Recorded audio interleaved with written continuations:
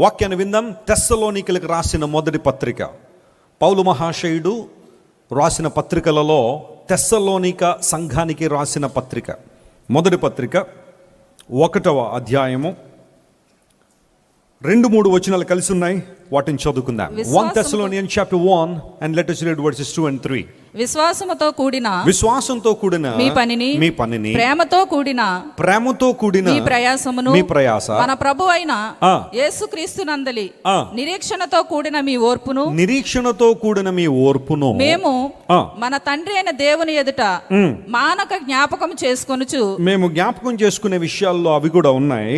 మా ప్రార్థనల యందు మీ విషయమై విజ్ఞాపనము చేయుచు మీ అందరి నిమిత్తము ఎల్లప్పుడూను దేవునికి కృతజ్ఞతాస్తుతులు చెల్లించుచున్నాము. దేవుని నామానికి మహిమ కలుగును గాక. పౌలు భక్తుడు ఎన్ని ఉత్తరాలు రాశారు చెప్పండి? 14 ఉత్తరాలు కదా. ఇలాంటి టఫ్ క్వశ్చన్స్ అన్ని అడిగేస్తే ఎలాంటి వెస్లీ గారు అన్నట్టుగా కొంతమంది చూస్తున్నారు. విన్నారు కదా వాక్యం, చాలాసార్లు గుర్తుపెట్టుకోవాలి. ఇలాంటి పౌలు మహాశయుడు 14 ఉత్తరాలు రాశారు. అందులో perhaps 1 Thessalonians would be the first letter written by Apostle Paul. పౌలు గారు రాసిన పత్రికలన్నింటినీ కూడా ఆ కాల గమనాన్ని గనక మనం చూస్తే, ఆ కాలమానాన్ని గనక మనం చూస్తే, తెస్సలోనికలకు రాసిన పత్రిక బహుశా పౌలు గారు రాసిన మొదటి పత్రిక అయి ఉండొచ్చు అని చరిత్రకారులకు అభిప్రాయం. దగ్గరగా క్రీస్తు శకము 51-52 సంవత్సరాల్లోనే ఈ పత్రిక ఈయన రాశారు. తెస్సలోనిక అనే సంఘం గ్రీసు దేశంలో ఉన్న ఒక ప్రాంతం. పౌలు మహాశయుడు ఆయన ఈ లోకంలో ఉన్నప్పుడు మొదటి శతాబ్ద కాలంలో అన్ని ఖండాల్లో దేవుని వాక్యం ప్రకటించారు. మొదటి శతాబ్ద కాలంలో ప్రపంచంలో 3 ఖండాలు మాత్రమే ఉండేవి.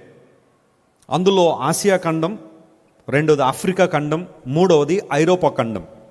యూరప్, ఆఫ్రికా అండ్ ఏషియా, ఈ 3 మొదటి శతాబ్ద కాలంలో ఉన్న ఖండాలు. ఆ తర్వాత వచ్చినవన్నీ కూడా ఆస్ట్రేలియా కావచ్చు, అమెరికా కావచ్చు, అంటార్కిటికా కావచ్చు, ఆర్కిటిక్ కావచ్చు, ఇవి తర్వాత కాలాల్లో కనుగొనబడిన ఖండాలు. కానీ మొదటి శతాబ్ద కాలంలో 3 ఖండాల్లోనే మనుషులు ఉండేవారు. అందును బట్టి పౌలు భక్తుడు 3 ఖండాల్లో కూడా దేవుని సువార్తను ప్రకటించారు. అనేక ప్రాంతాలు తిరిగి ప్రభువు సువార్తను ప్రకటించారు. తెస్సలోనిక అనే ఈ ప్రాంతం, రాజమండ్రి అనేది ఎలా ప్రాంతమో, ఒక హైదరాబాద్ అనేది ఏ విధంగా ఒక నగరమో, పూర్వ దినాల్లో తెస్సలోనిక, ఇప్పటికీ కూడా తెస్సలోనిక అనే పట్టణం ఉంది. నేను గ్రీస్, ఆ తర్వాత యూరోప్లో కొన్ని ప్రాంతాలు వెళ్ళినప్పుడు ఆ ప్రాంతం ఇప్పటికీ కూడా ఉన్నట్టుగా గుర్తించాం. తెస్సలోనిక అనే ప్రాంతం వాస్తవానికి దేవుని సువార్తను వారు అంగీకరించి, గొప్ప ఉపద్రవంలో దేవుణ్ణి అంగీకరించి ప్రభు సత్యాన్ని వారందరూ గ్రహించారు. వాస్తవానికి తెస్సలోనిక అనే పట్టణానికి ఆ పేరు ఎలా వచ్చింది అని పరిశీలించుకుంటే చరిత్ర చెబుతుంది. ఇప్పుడు రాజమండ్రి ఉందనుకోండి, మన రాజమండ్రికి ఆ పేరు ఎలా వచ్చింది అంటే, మన ప్రాంతంలో కొన్ని శతాబ్దాలకు పూర్వము చోళ డైనాసిటీలో చోళ అనే రాజ్యానికి సంబంధించిన రాజు రాజరాజ నరేంద్రుడు అనవాడు ఆయన పరిపాలన చేసేవాడట ఈ ప్రాంతాన్ని బేస్ చేసుకుని. ఆయన పేరు మీద రాజమహేంద్రవరం అని, ఆ తర్వాత బ్రిటిష్ వాళ్ళు వచ్చిన తర్వాత అంత పెద్ద పేరు పలకలేక రాజమండ్రి అని, ఇప్పుడు చిన్న మాకొద్దని కొంచెం పెద్ద పెద్ద పేర్లే పలుకుతామని మనం ఏం పెట్టుకున్నాం, రాజమహేంద్రవరం అని పేర్లు పెట్టాం. అయితే ఒక దేశానికి, ఒక ప్రాంతానికి ఒక్కొక్క చరిత్ర ఉన్నట్టుగానే తెస్సలోనిక అనే ప్రాంతానికి ఆ పేరు ఎలా వచ్చింది అంటే, అలెగ్జాండర్ అనే రాజు ప్రపంచాన్ని పరిపాలన చేసేవాడు, గ్రీకు సామ్రాజ్యాన్ని స్థాపించినవాడు. అతనికి ఒక హాఫ్ సిస్టర్ ఉంది. హాఫ్ సిస్టర్ని ఎవరు అంటారంటే, ఫాదర్ ఒక్కడే, మదర్లు 2 ఉంటారు చూసారా, 2 మదర్స్. అంటే బహుశా కారణాలు ఏమన్నా అయి ఉండొచ్చు, బహుభార్యత్వం కావచ్చు, లేదా ఒక భార్య చనిపోయిన తర్వాత మరొకరిని పెళ్లి చేసుకున్న వాళ్ళు ఉంటారు.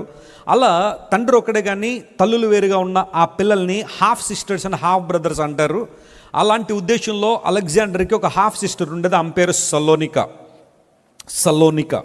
ఆమెకు అలెగ్జాండర్ అంటే బాగా ఇష్టం అట, అన్నయ్య అంటే బాగా ప్రేమ ఎక్కువ. అందును బట్టి ఆయా ప్రాంతాలకి అలెగ్జాండర్ తన యొక్క హాఫ్ సిస్టర్ పేరు పెట్టాడు. సలోనిక పేరు మీద కొన్ని ప్రాంతాలకు పేర్లు పెడితే ఆ సలోనిక ప్రాంతమే కొంతకాలానికి తెస్సలోనిక అనే ప్రాంతం అయింది.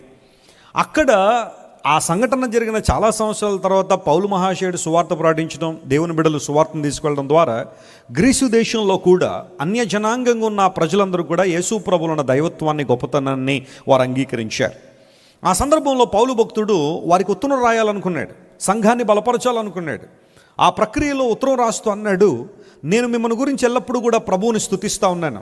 సంఘములో ఉన్న కొన్ని ప్రాముఖ్యమైన అంశాలను బట్టి దైవజనుడు ప్రభువును స్తుతించాడు. ఏంటి ఆ ఉద్దేశాలంటే, మీరు బాగా ధనాన్ని సంపాదిస్తున్నారు, బాగా ఉద్యోగాలు వస్తూ ఉన్నాయి, కూడబెడుతున్నారు ఆస్తిపాస్తులు, మంచి ఆ ఈవులన్నీ అనుభవిస్తున్నారు, అందును బట్టి నేను చాలా సంతోషిస్తున్నానని పౌలు అనలేరు. పౌలు దృష్టి ఎప్పుడు కూడా సంఘము ఆధ్యాత్మికంగా స్పిరిచువల్గా డెవలప్ అవ్వాలనే ఆలోచన. ఆ ప్రక్రియలో సంఘాన్ని అభినందిస్తూ అన్నాడు, మీరు చేస్తున్న ప్రతి పని వెనకాల విశ్వాసం ఉంది. విశ్వాసంతో కూడిన మీ పనిని, ఆ తర్వాత ప్రేమతో కూడిన మీ ప్రయాసను, ఓర్పుతో కూడిన మీ నిరీక్షణను నేను అభినందిస్తున్నానని పౌలు భక్తుడు ఆ మాట అక్కడ రాశాడు. ఈరోజు నేను ఆ 3 విషయాలు చెప్పే టైం అయితే లేదు, కానీ ఒక్క పదాన్ని, ఒక్క మాటను మాత్రం విశదీకరించాలని కోరుతున్నాను. అదేనంటే విశ్వాసంతో కూడిన మీ పని. అందరూ చెప్పండి ఈ మాట, విశ్వాసంతో కూడిన మీ పని. అంటే ఎప్పుడు ఎదుటి వాళ్ళని ఎందుకు మనం కూడా అనుకుందాం, నా పని అందాం. ఆల్రైట్, విశ్వాసంతో కూడిన నా పని. యేసు ప్రభువుని అంగీకరించిన తర్వాత మన విశ్వాస ప్రయాణం స్టార్ట్ అయింది. We have started our spiritual journey with Jesus. It's all about walking with God. It's all about walking with Jesus. It's all about glorifying God. కదా, ప్రతిరోజు విశ్వాస యాత్రలో రక్షణ పొందిన తర్వాత అనుదినము కూడా క్రీస్తు ప్రభుతో మనం నడుస్తున్నాం, ప్రయాణం చేస్తున్నాం. ఈ ప్రయాణంలో మనం డెవలప్ చేసుకోవాల్సిన కొన్ని అంశాలు ఉన్నాయి. మనము పునరుద్ధరించాల్సిన అంశాలు కావచ్చు, తీర్చిదిద్దుకోవాల్సిన అంశాలు కొన్ని ఉన్నాయి. అందులో ఒకటి, మనం ఏ పని చేసినా దాని వెనకాల ఏముండాలట, విశ్వాసం ఉండాలి. విశ్వాసంతో మీరు చేసే పని దేవునికి మహిమను తీసుకొస్తూ ఉంది. ఉదయం లేచిన రాత్రి పడుకునే వరకు చాలా పనులు మనం చేస్తాం, కానీ వాటిల్లో ఎన్ని మనం విశ్వాసంతో చేస్తున్నాం? ఉదయం నుండి రాత్రి పడుకునే దగ్గర చాలా మాటలు మాట్లాడుతూ ఉంటాం, వాటిలో ఎన్ని విశ్వాస సంబంధమైన మాటలు ఉన్నాయి? ఉదయం నుండి రాత్రి పడుకునే వరకు చాలా పోరాటాలు మనం చేస్తూ ఉంటాం, అందులో ఎన్ని విశ్వాస సంబంధమైన పోరాటాలు ఉన్నాయి? ఉదయం నుండి రాత్రి వరకు చాలా పరుగులు మనం పెడుతూ ఉంటాం, అందులో ఎన్ని విశ్వాస పరుగులు ఉన్నాయి? ఆలోచించాలి. విశ్వాసం లేకుండా ఒక క్రైస్తవుని మనం ఊహించలేం. We can't imagine a Christian without faith. ఎందుకోసం అంటే క్రైస్తవ్యము అంటేనే ఇది విశ్వాసపు యాత్ర. Amen, praise the Lord. చెప్పండి, ఏ యాత్ర ఇది? విశ్వాసపు యాత్ర. దేవుడు మన నుండి కోరుతుంది అదే, ఒక స్ట్రాంగ్ ఫెయిత్ మనలోంచి కోరుతున్నాడు. విశ్వాసంలో మనందరూ బలవంతులో ఉండాలని దేవుడు ఆశిస్తున్నాడు. విశ్వాసంలో మనం ప్రతిరోజు వృద్ధి పొందాలని దేవునికి ఆలోచన. మనందరూ కూడా విశ్వాస వీరులుగా ఉండాలని దేవుని యొక్క కోరిక. బైబిల్ అందరినీ మీరు జాగ్రత్తగా చదివితే ఆదికాండం నుండి ప్రకటన వరకు we can see lot of faith heroes. విశ్వాసాన్ని వారు ఎలా బలపరుచుకున్నారో, విశ్వాసాన్ని ఎలా బ్రతికారో చాలా విషయాలు బైబిల్లో మనకు కనబడతాయి. అయితే ఇక్కడ దైవజనం ఏమంటే, మీరు పని చేయండి, ఆ పని ఎలా ఉండాలి అంటే విశ్వాసంతో కూడింది అయి ఉండాలి. I would like to focus on that single word this morning and I conclude my message. అందరూ జాగ్రత్తగా వినాలి, పరిశుద్ధాత్మ దేవుడు మాట్లాడుతున్న మాటలు. గ్రీకు భాషలో ఎర్గాన్ అనే పదం వాడాడు పౌలు గారు. Of course he was a scholar in Greek and all different languages. ఆయన రాసిన ఉత్తరాలన్నీ చాలా మటు గ్రీకులోనే రాశాడు. అందులో ఎర్గాన్ అనే పదం ఇక్కడ వాడడంలో ఆయన ఉద్దేశం ఏంటంటే, it's a deed, it's a labour. ఒక మనిషి చేసే పని, మనిషి చేసే ఆ పరిశ్రమ ఏదైతే ఉందో దాన్ని గ్రీకు భాషలో ఎర్గాన్ అనే పదం వాడారు. దేవుని బిడ్డలుగా మనందరం పని చేసే క్రైస్తవులుగా ఉండాలి. Praise the Lord. ఎందుకోసం అంటే మన దేవుడు పని చేసే దేవుడు. ఎప్పుడైనా యేసుప్రభువు వారు సోమరిగా ఉండడం ఎప్పుడైనా చూసాం మనం? సువార్తలో చదివేటప్పుడు యేసుప్రభువు వారు సోమరిగా నేను కొంచెం సేద తీరుతాను అన్నాడు ఎప్పుడైనా మీరు చూసారా? No, never. ఆయన లేక ఒకసారి ఆయన ఓడ అమరమున తలవాల్చి పడుకున్నాడంట. ఆయన బాగా అలసిపోయి. ఈ లోపల శిష్యులందరూ ఏం చేశారు చెప్పండి? కంగారు పడిపోయి ఆ నిద్ర కూడా జరగొట్టేశారు. బోధకుడా, మేము నశించిపోవచ్చున్నాము, నీకు చింతలేదా అని ఆ నిద్రపోతున్న ప్రభువును కూడా లేపేశారు వాళ్ళు. యేసుప్రభు ఎక్కడ సోమరిగా ఉన్నట్టు మనం చూడం. ఒక సందర్భంలో ఆయన అంటారు, నేను నా తండ్రి పని చేస్తూనే ఉన్నాను. ఆయన పని తుదముట్టించుటే నాకు ఆహారం అన్నాడు ప్రభు. ఆయన చిత్తం నెరవేర్చడం, ఆయన పని ముట్టించడం నాకు ఆహారం. Hour God is working God. నిజమైన క్రైస్తవుడు సోమరితనంతో ఉండేవాడు కాదు. We are not called for we are not called to be lazy, we are called to work. మనందరం పని చేయడానికి పిలువబడ్డాం. అయితే పౌలు భక్తుడు అన్నాడు, సంగమా మీరు చేస్తున్న ప్రతి పని వెనకాల విశ్వాసం ఉంది, విశ్వాసంతో కూడా మీ పనిని నేను అభినందిస్తున్నాను. ఈరోజు మన పనులు ఎలా ఉండాలి, మన స్థితిగతులు ఏంటి, ఆ పని వెనకాల మన ఉద్దేశాలు ఏమైనా ఉండాలో త్వరగా మీతో కొన్ని విషయాలు మాట్లాడి నా సందేశాన్ని ముగింపులో తీసుకొస్తాను. ప్రపంచంలో కొంతమందట అర్థం లేని పనులు చేస్తూ ఉంటారు, వ్యర్థమైన పనులు చేస్తూ ఉంటారు. ఆ పని ద్వారా దేవునికి మహిమ రాదు, దేవుని చిత్తం నెరవేరదు, దేవుని ఉద్దేశాలు అక్కడ కనబడవు. కానీ పని చేస్తూనే ఉంటారు, కానీ ఆ పని వెనకాల ఉన్న ఉద్దేశాలు అర్థం మాత్రం మంచిది కాదు. I would like to bring forth a scripture portion from the Bible that is taken from the book of Genesis chapter 11. ఆదికాండం 11వ అధ్యాయం నుండి ఒక మాట నేను చదవాలని కోరుతున్నాను. ఆ మాటను మనం పరిశీలన చేద్దాం. చూడండి, ఆదికాండం 11వ అధ్యాయం 6వ వచనం చదవండి. Words number 6, 11:6. అప్పుడు యెహోవా ఇదిగో జనము ఒక్కటే, వారికందరికీ భాష ఒక్కటే, వారందరికీ భాష ఒక్కటే, వారు ఈ పని ఆరంభించి ఉన్నారు. ఆ మాట అండర్లైన్ చేయండి ఒకసారి. బైబిళ్ళు మీ దగ్గర ఉంటే, పెన్నులు మీ దగ్గర ఉంటే, వారు పని ఏం చేశారట? ఆరంభించి ఉన్నారు. They have started a work. వారు ఒక పని ఆరంభించారు. ఇక మీదట వారు చేయదలుచు ఏ పని అయినా సరే చేయకుండా వారికి ఆటంకమేమీ లేదు. చాలండి, ఈ మాట మనం పరిశీలన చేస్తే ఆదికాండం 11వ అధ్యాయంలో బాబెలు గోపురాన్ని గురించిన చరిత్ర రాయబడింది. ఎప్పటికీ కూడా మనం మెసొపొతేమియా అనే ప్రాంతం వెళ్తే దాన్ని ఈ రోజున ఇరాక్ అనే ప్రాంతంగా పిలుస్తూ ఉన్నారు. ఇరాక్ అనే ప్రాంతం కొంచెం సమస్యాత్మకమైన ప్రాంతం. ఆ ప్రాంతానికి మనం వెళితే ఒక ప్లేస్ మీకు చూపిస్తాను చూడండి. ఆ ఇరాక్ అనే దేశంలో బాబెలు గోపురాన్ని కట్టడానికి వారు ప్రయత్నం చేసిన స్థలము మీరు చూస్తున్నారు. This is the place. బాబెలు గోపురాన్ని కట్టి వారు ఏమి అనుకుంటారు అంటే, ఆ పై వచనంలో మనం చదివితే, ఒక పట్టణమును శిఖరము గల ఒక గోపురమును కట్టించి పేరు సంపాదించుకుందాము రండి అని ఒకరితో కూడా మాట్లాడి అప్పుడు పని ఏం చేశారంట, వీళ్ళు ప్రారంభించారు. అంటే ఈ పని ద్వారా దేవునికి మహిమ రాలేదు కాబట్టే ఆ పని మధ్యలో ఆపు చేయబడింది. దేవుడే ఇంటర్వ్యూన్ అయి ఆ బాబెలు గోపుర పనిని ఆపేశాడు ఆయన. ఈ రోజుకి మనం బబులోన్ అనే దేశం లేదా మెసొపొతేమియా అనే ప్రాంతం వెళ్తే మీరు చూస్తున్నారు ఆ దృశ్యాలన్నీ కూడా. ఇవన్నీ కూడా బాబెలు గోపురం కట్టడానికి ప్రయత్నం చేసిన ప్రాంతాలు ఇవన్నీ కూడా. బైబిల్ ఏదైనా ఒక విషయాన్ని చెప్పింది అంటే, పరిశుద్ధ గ్రంథంలో ఏదైనా ఒక విషయం ప్రస్తావించబడిందంటే నేటికి ఆధారాలు, నిదర్శనాలు మనకు కనబడుతూనే ఉన్నాయి. ఇవన్నీ కథలు కాదు, పుక్కిటి కథలు కాదు. ఇవన్నీ ప్రజలను ఏదో మోసం చేయాలనో లేదా కాసేపు దురదజీవులు కలిగిన ప్రజలకి కొన్ని కథలు చెప్పేసి వాళ్ళని మానసికంగా ఉల్లాసపరచాలనో బైబిల్ ఎప్పుడు చెప్పలేదు. These are the real facts, evidences, Babel గోపురం యొక్క విషయాలన్నీ కూడా. సరే, ఇప్పుడు అవన్నీ నేను ప్రస్తావించడానికి, ఆ చారిత్రక ఆధారాలను ప్రస్తావించిన సమయం లేదు. కానీ ఇక్కడ ప్రజలందరూ కూడా ఒకచోట చేరి అనుకున్నారట, రండి మనం ఒక టావా నిర్మాణం చేద్దాం, ఒక పెద్ద శిఖరము కలిగిన గోపురాన్ని కట్టుకుందాం. ఎందుకు? దాని వెనకాల ఉన్న ఉద్దేశం ఏంటి అంటే, మనకు పేరు రావాలి. ఏం రావాలా? పేరు రావాలి. That means those people were looking for self glory. వారు తమ సొంత మహిమను వెతుకుతున్నారు.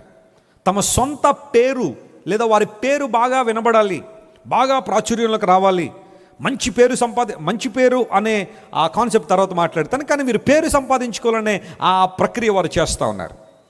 ఆ తర్వాత మీరు ఎప్పుడైనా బైబిల్ వండర్స్ అనే నేను రాసిన పుస్తకాన్ని కనుక మీరు చదివితే బాబెలు గోపురం గురించి చాలా మాటలు రాశాను.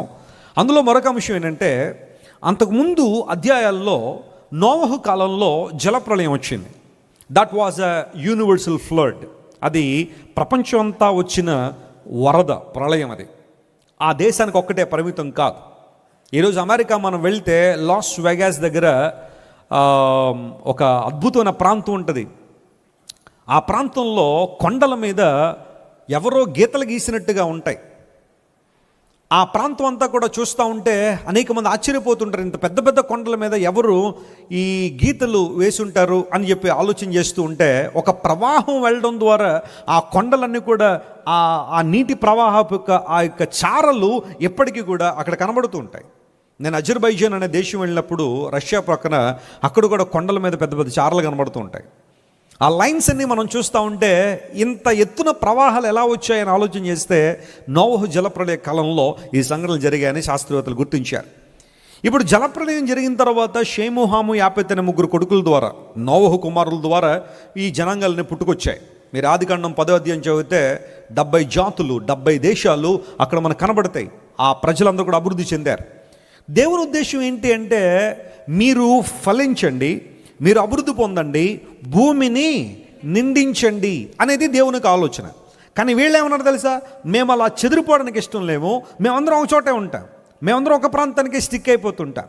అంటే ఆది నుండి ఇప్పటి వరకు కూడా మనిషి యొక్క నైజం ఏంటి అంటే, మనిషి యొక్క స్వభావం ఏంటంటే, what ever the lord says we always stand against that word. దేవుడు చెప్పిన ప్రతి మాటకు లోబడకుండా ప్రతి సందర్భంలో కూడా ఆయన మాటకు ఎదురు నిలబడే మనసే మనుషుల్లో కనబడతా. And there was no doubt, there was a man called Nimrod. Nimrod అనబడే వ్యక్తి ఉన్నాడు. అతడు పరాక్రమశాలిగా పిలువబడ్డాడట. అతను చూసిన వాళ్ళందరూ కూడా నిమ్రోదు దేవుని ఎదుట పరాక్రమశాలి అనే లోకోక్తి కూడా ఉంది అని ఆ ముందు అధ్యాయంలో మనం చూస్తాం. జెనసిస్ చాప్టర్ 10లో మనం చూస్తాం. అక్కడ గమనించాల్సిన మాట ఏంటంటే, నిమ్రోదు దేవుని కొరకు పరాక్రమశాలిగా బ్రతికుంటే బాగానే ఉండేది, కానీ దేవుని ఎదుట పరాక్రమశాలిగా ఉన్నాడు. అంటే he was an opponent to God's will. దేవుని చిత్తానికి, దేవుని ఉద్దేశాలకు వ్యతిరేకంగా నిలబడి తన చుట్టూ మనుషులను సమకూర్చుకొని వారందరినీ కూడా దేవునికి వ్యతిరేకంగా అతను నిలబెట్టాలనే ఆలోచన చేశాడు.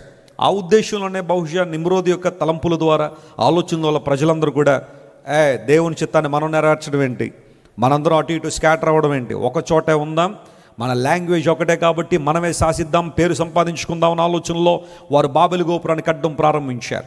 జాగ్రత్త గమనించండి, జలప్రళయం లాంటి ప్రళయం మరొకటి కనుక వస్తే, అంతకుముందు నోవహు కాలంలో వచ్చింది కదా, మనం కట్టుకుని ఈ గోపురం మనకు ఎలా ఉపయోగపడాలంటే, దేవుడు ఒకసారి జలప్రళయం తీసుకొచ్చారంటే మళ్ళీ ఇంకొకసారి కనుక తీసుకొస్తే మనము ఈ గోపురం పై నిలబడి మనల్ని మనం కాపాడేసుకోవాలి, మనల్ని మనం రక్షించుకోవాలి. దేవుని అవసరం మనకు అక్కర్లా. ప్రళయాలు, ఆ తర్వాత మరొక ఇలాంటి భయంకరమైన వరద కనుక వస్తే మన జ్ఞానంతో మనం కాపాడుకుందామని దేవుని యొక్క శిక్షణ తప్పించుకోవాలన్న ఆలోచనలో తమ సొంత మార్గాల గుండా ప్రయాణం చేయడం ప్రారంభించారు. జాగ్రత్త గమనించిన మనిషి యొక్క ఆలోచనలు ఇవన్నీ కూడా ఆదిలో అదే జరిగింది, ఇప్పుడు అదే జరుగుతుంది. చాలామంది దేవుని వాక్యానికి వ్యతిరేకంగా, దేవుని చిత్తానికి వ్యతిరేకంగా, దేవుని సంకల్పాలకు వ్యతిరేకంగా పనులు చేయడం ప్రారంభిస్తూ ఉన్నారు. వారందరూ ఒక చోట చేరి మనందరం కూడా ఇటుకలు చేద్దాం, రండి కాల్చి ఇటుకలు తయారు చేద్దాం, instead of stone let us use bricks. మనందరం కూడా రాళ్లకు బదులుగా ఇటుకలు తయారు చేసుకుందాం. ఆ తర్వాత వాళ్ళకి కావలసిన వాడిని కూడా పోగు చేసుకుని రండి పని ప్రారంభిద్దామని చెప్పి పని ప్రారంభించారట. కానీ ఆ పని ముగించబడలేదు. నేను దీనికి పెట్టే పేరేంటో తెలుసా? పౌలు మహాశయుడు తెస్సలోనిక సంఘాన్ని అభినందిస్తూ అన్నాడు, మీరు విశ్వాసంతో కూడిన పని చేస్తున్నారన్నాడు. కానీ ఇక్కడ బాబెలు గోపుర సమయంలో ప్రజలందరూ కూడా అర్థం బర్థం లేని పని చేయడం ప్రారంభించారు, నిరుపయోగమైన పని చేయడం ప్రారంభించారు. ఆ పని వెనకాల వారికి కొన్ని ఉద్దేశాలు అయితే మంచివి కాదు, వారి మోటివ్స్ మంచివి కాదు, వాళ్ళ ఆలోచనలు మంచివి కాదు, చెడు ఉద్దేశాలతో పని చేయడం ప్రారంభించారు. జాగ్రత్త గమనించిన ప్రియులారా, దేవుని వాక్యం తరచుగా మనకు హెచ్చరిస్తున్నమాట, మనం ఏ పని చేస్తున్నా ప్రజలు బహుశా మనం చేసే పనిని చూడగలరేమో, కానీ ఆ పని ఎందుకు చేస్తున్నామన్న మోటివ్ని ఎవరు చూస్తారో? దేవుడు చూస్తాడు. God sees your intentions, God sees your motives. దేవుడు నీ ఉద్దేశాలను, నీ యొక్క పరిస్థితులను దేవుడు గమనిస్తూ ఉంటాడు. నీ పరిస్థితి ఎలా ఉంది ఈ రోజుల్లో? మనుషులు నువ్వు చేసే ఆ పనిని చూస్తారేమో, కానీ దేవుడు ఆ పని వెనకాలన్న ఉద్దేశాలను చూస్తాడు. నీ ఉద్దేశాలు ఎలా ఉన్నాయి? నీ ఆలోచనలు ఎలా ఉన్నాయి? బాబెలు గోపురం కట్టడంలో ప్రజల యొక్క ప్రయాస ఎందుకు వృధా అయిపోయిందో తెలుసా? వారి ఉద్దేశం మంచిది కాదు, కేవలం పేరు సంపాదించుకోవాలని. మంచి పేరు సంపాదించుకోవద్దని బైబిల్ చెప్పట్లేదు, కానీ చాలామంది దేవుణ్ణి మినహాయించి, దేవుని ప్రక్కన పెట్టి ఏదో పేరు కూడబెట్టాలని, ఏదో పేరు సంపాదించాలని చాలామంది ప్రయత్నం చేస్తున్నారు. జాగ్రత్త సుమ, అది నీకు ఆశీర్వాదం ఇచ్చేదైతే కాదు, అది నీకు క్షేమకరం అయితే కాదు. పేరు సంపాదించడం అనేది మంచిదే, మంచి పేరు కలిగి ఉండడం మంచిదే, కానీ చాలామంది వ్యర్థమైన విధానంలో పేరు సంపాదించాలని ప్రయత్నం చేస్తున్నారు. జర్మన్ వింగ్స్ అనే ఒక విమానం ఉంది, జర్మనీ దేశానికి సంబంధించిన ఒక ఫ్లైట్. దాదాపుగా ఒక 250 మంది ప్రయాణికులు దానిలో ప్రయాణం చేస్తున్నారు. యూజువల్గా ఫ్లైట్లో 2 పైలట్లు ఉంటారు, కెప్టెన్ అండ్ ఫస్ట్ ఆఫీసర్ అని 2 పైలట్లు ఉంటారు. 2 ఎందుకు ఉంటారు? ఒకళ్ళే నడపగలగాలంటే ఒకళ్ళు నడపగలరు, కానీ ఏదైనా ప్రతికూల వాతావరణం వచ్చి నడుపుతూ ఒక ఆయన అలా కళ్ళుదిరి పడిపోయాడు అనుకోండి, మరి మిగతా వాళ్ళందరూ కూడా ఆ పరిస్థితి ఏంటి? కాబట్టి 2 పైలట్లు మినిమం ఉంటారు. అదే కొంచెం ఎక్కువ దూరం ప్రయాణం చేసే ఫ్లైట్లో అయితే 4 ఉంటారు, 6 ఉంటారు. ఆ కాక్పిట్లోనే ఆ పైలట్లు పడుకోవడానికి బెడ్స్ ఉంటాయి. ఒక 4 పని చేస్తారు, ఒక 2 పడుకుంటారు. అలా షిఫ్ట్లుగా విమానాన్ని జాగ్రత్తగా తీసుకెళ్తారు. నేను మన షికాగోలో ల్యాండ్ అయినప్పుడు దుబాయ్ నుండి టేకాఫ్ అవగానే 14 గంటల ప్రయాణం, ఇంకెక్కడ మధ్యలో ఆగేది లేదు. ఇక ఒక్కసారి టేకాఫ్ తీసుకోగానే 14 అవర్స్ ఆ ఫ్లైట్ అలా ప్రయాణం చేస్తూనే ఉంటుంది. మరి ఈ ఫ్లైట్లో ఉన్న వాళ్ళందరూ పడుకుంటారు. ఆ 14 అవర్స్ స్పాన్లో అట్లీస్ట్ ఒక 6 అవర్స్ అన్నా అందరూ పడుకోవాలి కదా, నిద్రపోతారు. మరి పైలట్లు నిద్రపోతే పరిస్థితి ఏంటో అనిపిస్తుంది ఒక్కోసారి. అందరూ బట్టి ఏం చేస్తారంటే మల్టిపుల్ పైలట్స్ ఉంటారు. ఒక 2 పడుకున్నా, ఒక 2 ఆ విమానాన్ని ముందుకు తీసుకెళ్తూ ఉంటారు కదా. అలాగే 2 పైలట్లు ఉన్న ఆ ఫ్లైట్ నిండుగా ఉన్నారు. ప్రజలందరూ కూడా ఆకాశంలోకి ఎగిరిన తర్వాత ఒక పైలట్ ఎందుకో కాక్పిట్లోంచి బయటకు వచ్చాడు. మేబీ వాష్రూమ్కి వెళ్దాం అనుకున్నాడో, లేకపోతే ఏదన్నా తినడానికి అడగడానికి అనుకున్నాడో ఏంటో తెలియదు. ఆయన బయటకు రాగానే లోపల ఉన్న ఒక యంగ్స్టర్ ఆ వ్యక్తి కాక్పిట్ లాక్ చేశాడు, ఆ డోర్ వేసేసాడు గట్టిగా. వేయడంతోనే కొంచెం ఈ ఫస్ట్ పైలట్ కొంచెం ఇబ్బంది పడ్డాడు. ఏంటి ఇలా డోర్ క్లోజ్ చేశారనుకున్న సమయంలోనే ఆ ఫ్లైట్ని కూల్చేయడం ప్రారంభించాడు ఆ పైలట్. లోపల ఉన్నవాడు యంగ్స్టర్, ఒక యవనస్తుడు. ఆ ఫ్లైట్ని అలా కిందకి దింపేసి కూల్చేసి ఆల్ప్స్ అనే పర్వతాలు ఉన్నాయి, ఆ పర్వతాల్లో కూలగొట్టేశాడు ఫ్లైట్ అంతా కూడా. ఒక్కళ్ళు కూడా బ్రతకలేరు, అందరూ చనిపోయారు. కరెక్ట్గా ఆ ఫ్లైట్ టేకాఫ్ చేసుకునే ముందు మీరు చూస్తున్నారు, అదే ఆ వ్యక్తి పైలట్, అతను ఆండ్రూ లుబిడ్జ్ అంటారు ఇతన్ని. ఇతను ఆ ఫ్లైట్ ఎక్కడానికి ముందు తన గర్ల్ ఫ్రెండ్కి టెక్స్ట్ చేశాడట. ఏమన్నా తెలుసా? రేపొద్దున్న నా పేరు మొత్తం ప్రపంచం అంతా పేపర్లో వచ్చేది చూసుకో అన్నాడట.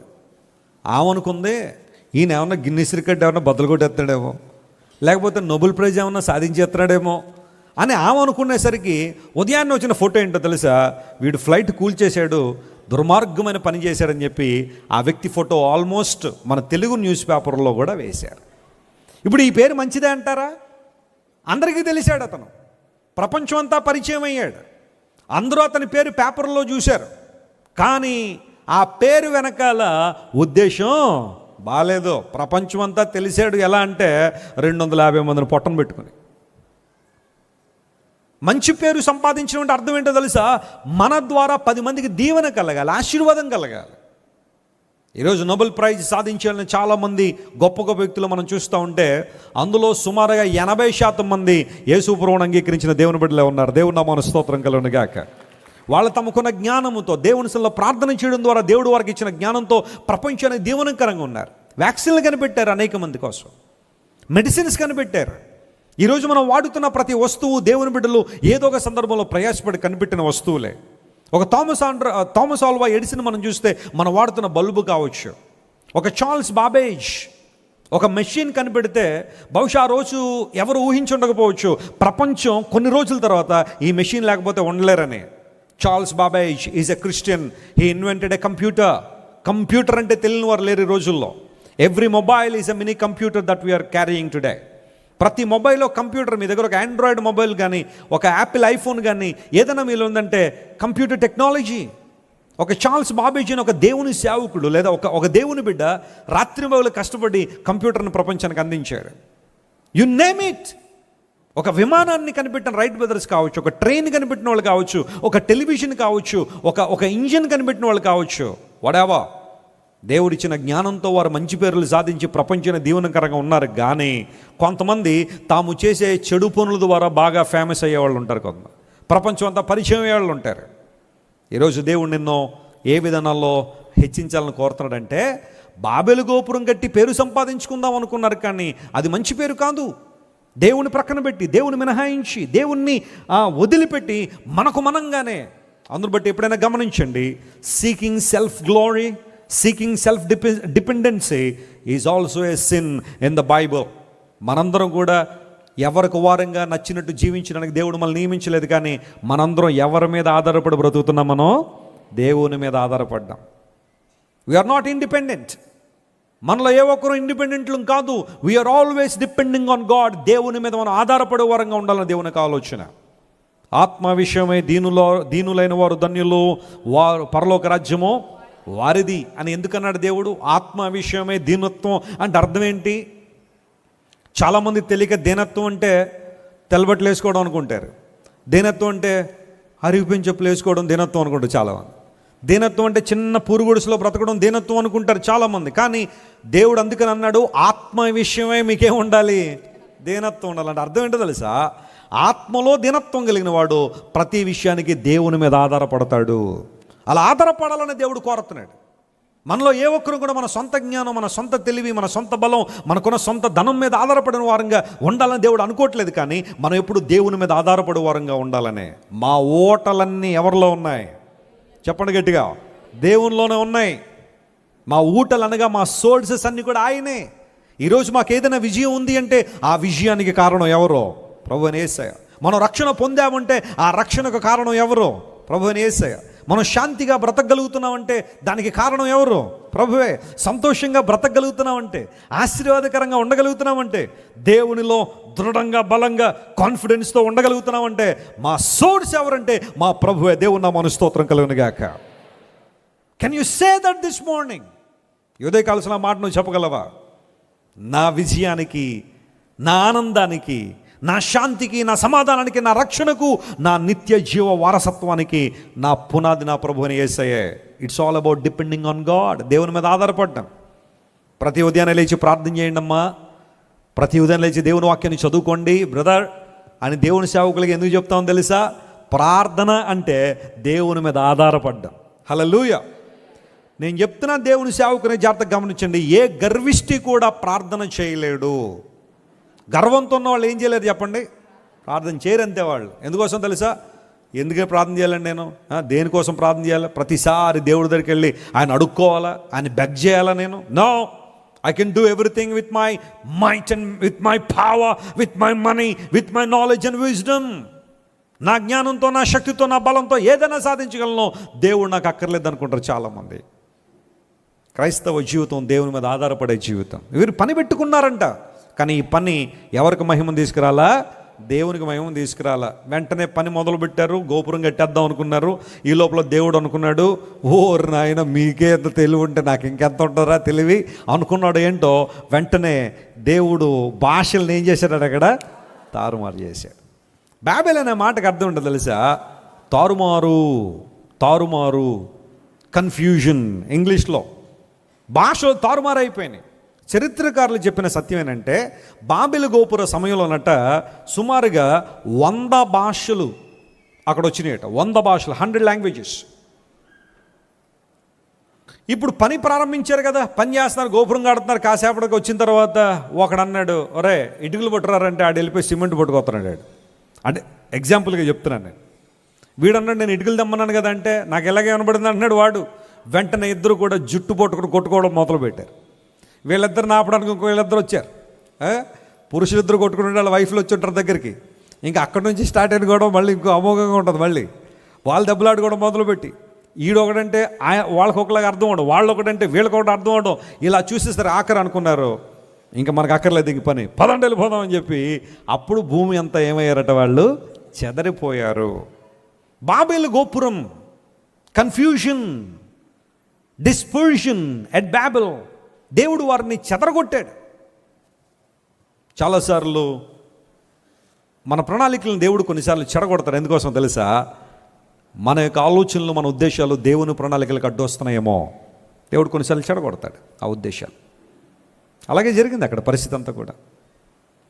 బయోస్పియర్ 2 అని ఒకటి నిర్మాణం చేశారు. యూజువల్గా ఇప్పుడు దేవుడు కలుగు చేసిన ఈ ప్రపంచం అంతా చూస్తూ ఉంటే ఈ ఎకాలజీ చాలా బ్యాలెన్సింగ్గా ఉంటుంది.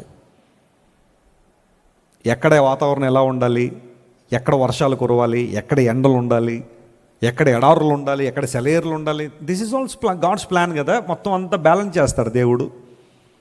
సరే, ఎప్పుడైనా భూమి మీద కనుక గ్లోబల్ వార్మింగ్ పెరిగి విపరీతమైన ఎండలు వచ్చేసి ఉష్ణోగ్రతలు పెరిగిపోయి మనిషి జీవించలేకపోతే ఎగ్జాక్ట్గా ఇలాంటి భూమే ఇంకొకటి మనం నిర్మాణం చేసుకోగలిగితే మ్యాన్ మేడ్ వరల్డ్ అన్నమాట.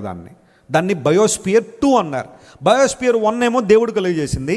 Why can't we create biosphere 2 అని చెప్పి కొన్ని వేల కోట్ల రూపాయలు లేదా డాలర్లు ఖర్చు పెట్టి ఒక బయోస్పియర్ 2 నిర్మాణం చేశారు. ఒక టెంట్ లాంటిది ఏర్పాటు చేసి, మీరు చూస్తున్నారు కదా, ఆ లోపలికి ప్రజలను పంపిస్తారన్నమాట.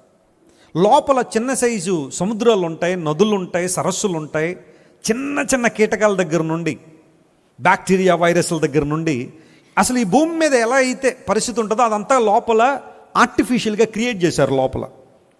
ఒకవేళ ఎప్పుడైనా కనుక ఈ భూమి మీద మనం నివసించలేకపోతే మనందరం బయోస్పియర్లు తయారు చేసుకుని ఎవరికి వారుగా మూన్ మీద ఒకటి, మార్స్ మీద ఒకటి, సన్ మీద పెట్టలేము అనుకోండి, ఎందుకంటే అక్కడికి వెళ్ళగానే ఏమైపోద్ది, మెల్ట్ అయిపోద్ది. కాబట్టి అవకాశం ఉన్న చోట్ల ఈ బయోస్పియర్లు కట్టేసుకుని దాని లోపల ఉండిపోవచ్చు. ఇక ప్రతిసారి ప్రభువా నీకు వందనాలే, మీరు మాకు ఇచ్చిన గాలిని బట్టి, నీళ్ళని బట్టి, ఆహారం బట్టి వందనాలని చెప్పుకోవడం ఎందుకు? మనం క్రియేట్ చేసుకుందాన్ని, మనం ఉందామని చెప్పి బయోస్పియర్ 2 కట్టారు ప్రియులారా. కొన్ని కోట్ల రూపాయలు ఖర్చు పెట్టారు దానికి. ఆ ఎక్స్పెరిమెంటే కనుక సఫలీకృతం అయ్యి ఉంటే ఇక మనిషిని ఎవరు పట్టుకోలేకపోయేవారు.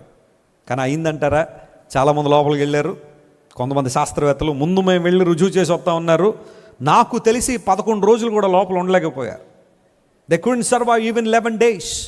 11 రోజులు కూడా లోపల ఉండలేకపోయారు. లోపలికి వెళ్ళిన తర్వాత అంతా కూడా మ్యాన్మేడ్ ఆ క్లైమేట్లో లోపల ఉండి 11 రోజులు సర్వైవ్ కాలేకపోయారు. జాగ్రత్తగా తెరను చీల్చుకుని బయటకు వచ్చన్నారు, ఇది మన వల్ల అయ్యేది కాదన్నారు చాలామంది. ఎందుకు ఈ మాట చెబుతున్నాను తెలుసా? మనిషి యొక్క జ్ఞానం కొంతవరకు మాత్రమే పనిచేస్తుంది.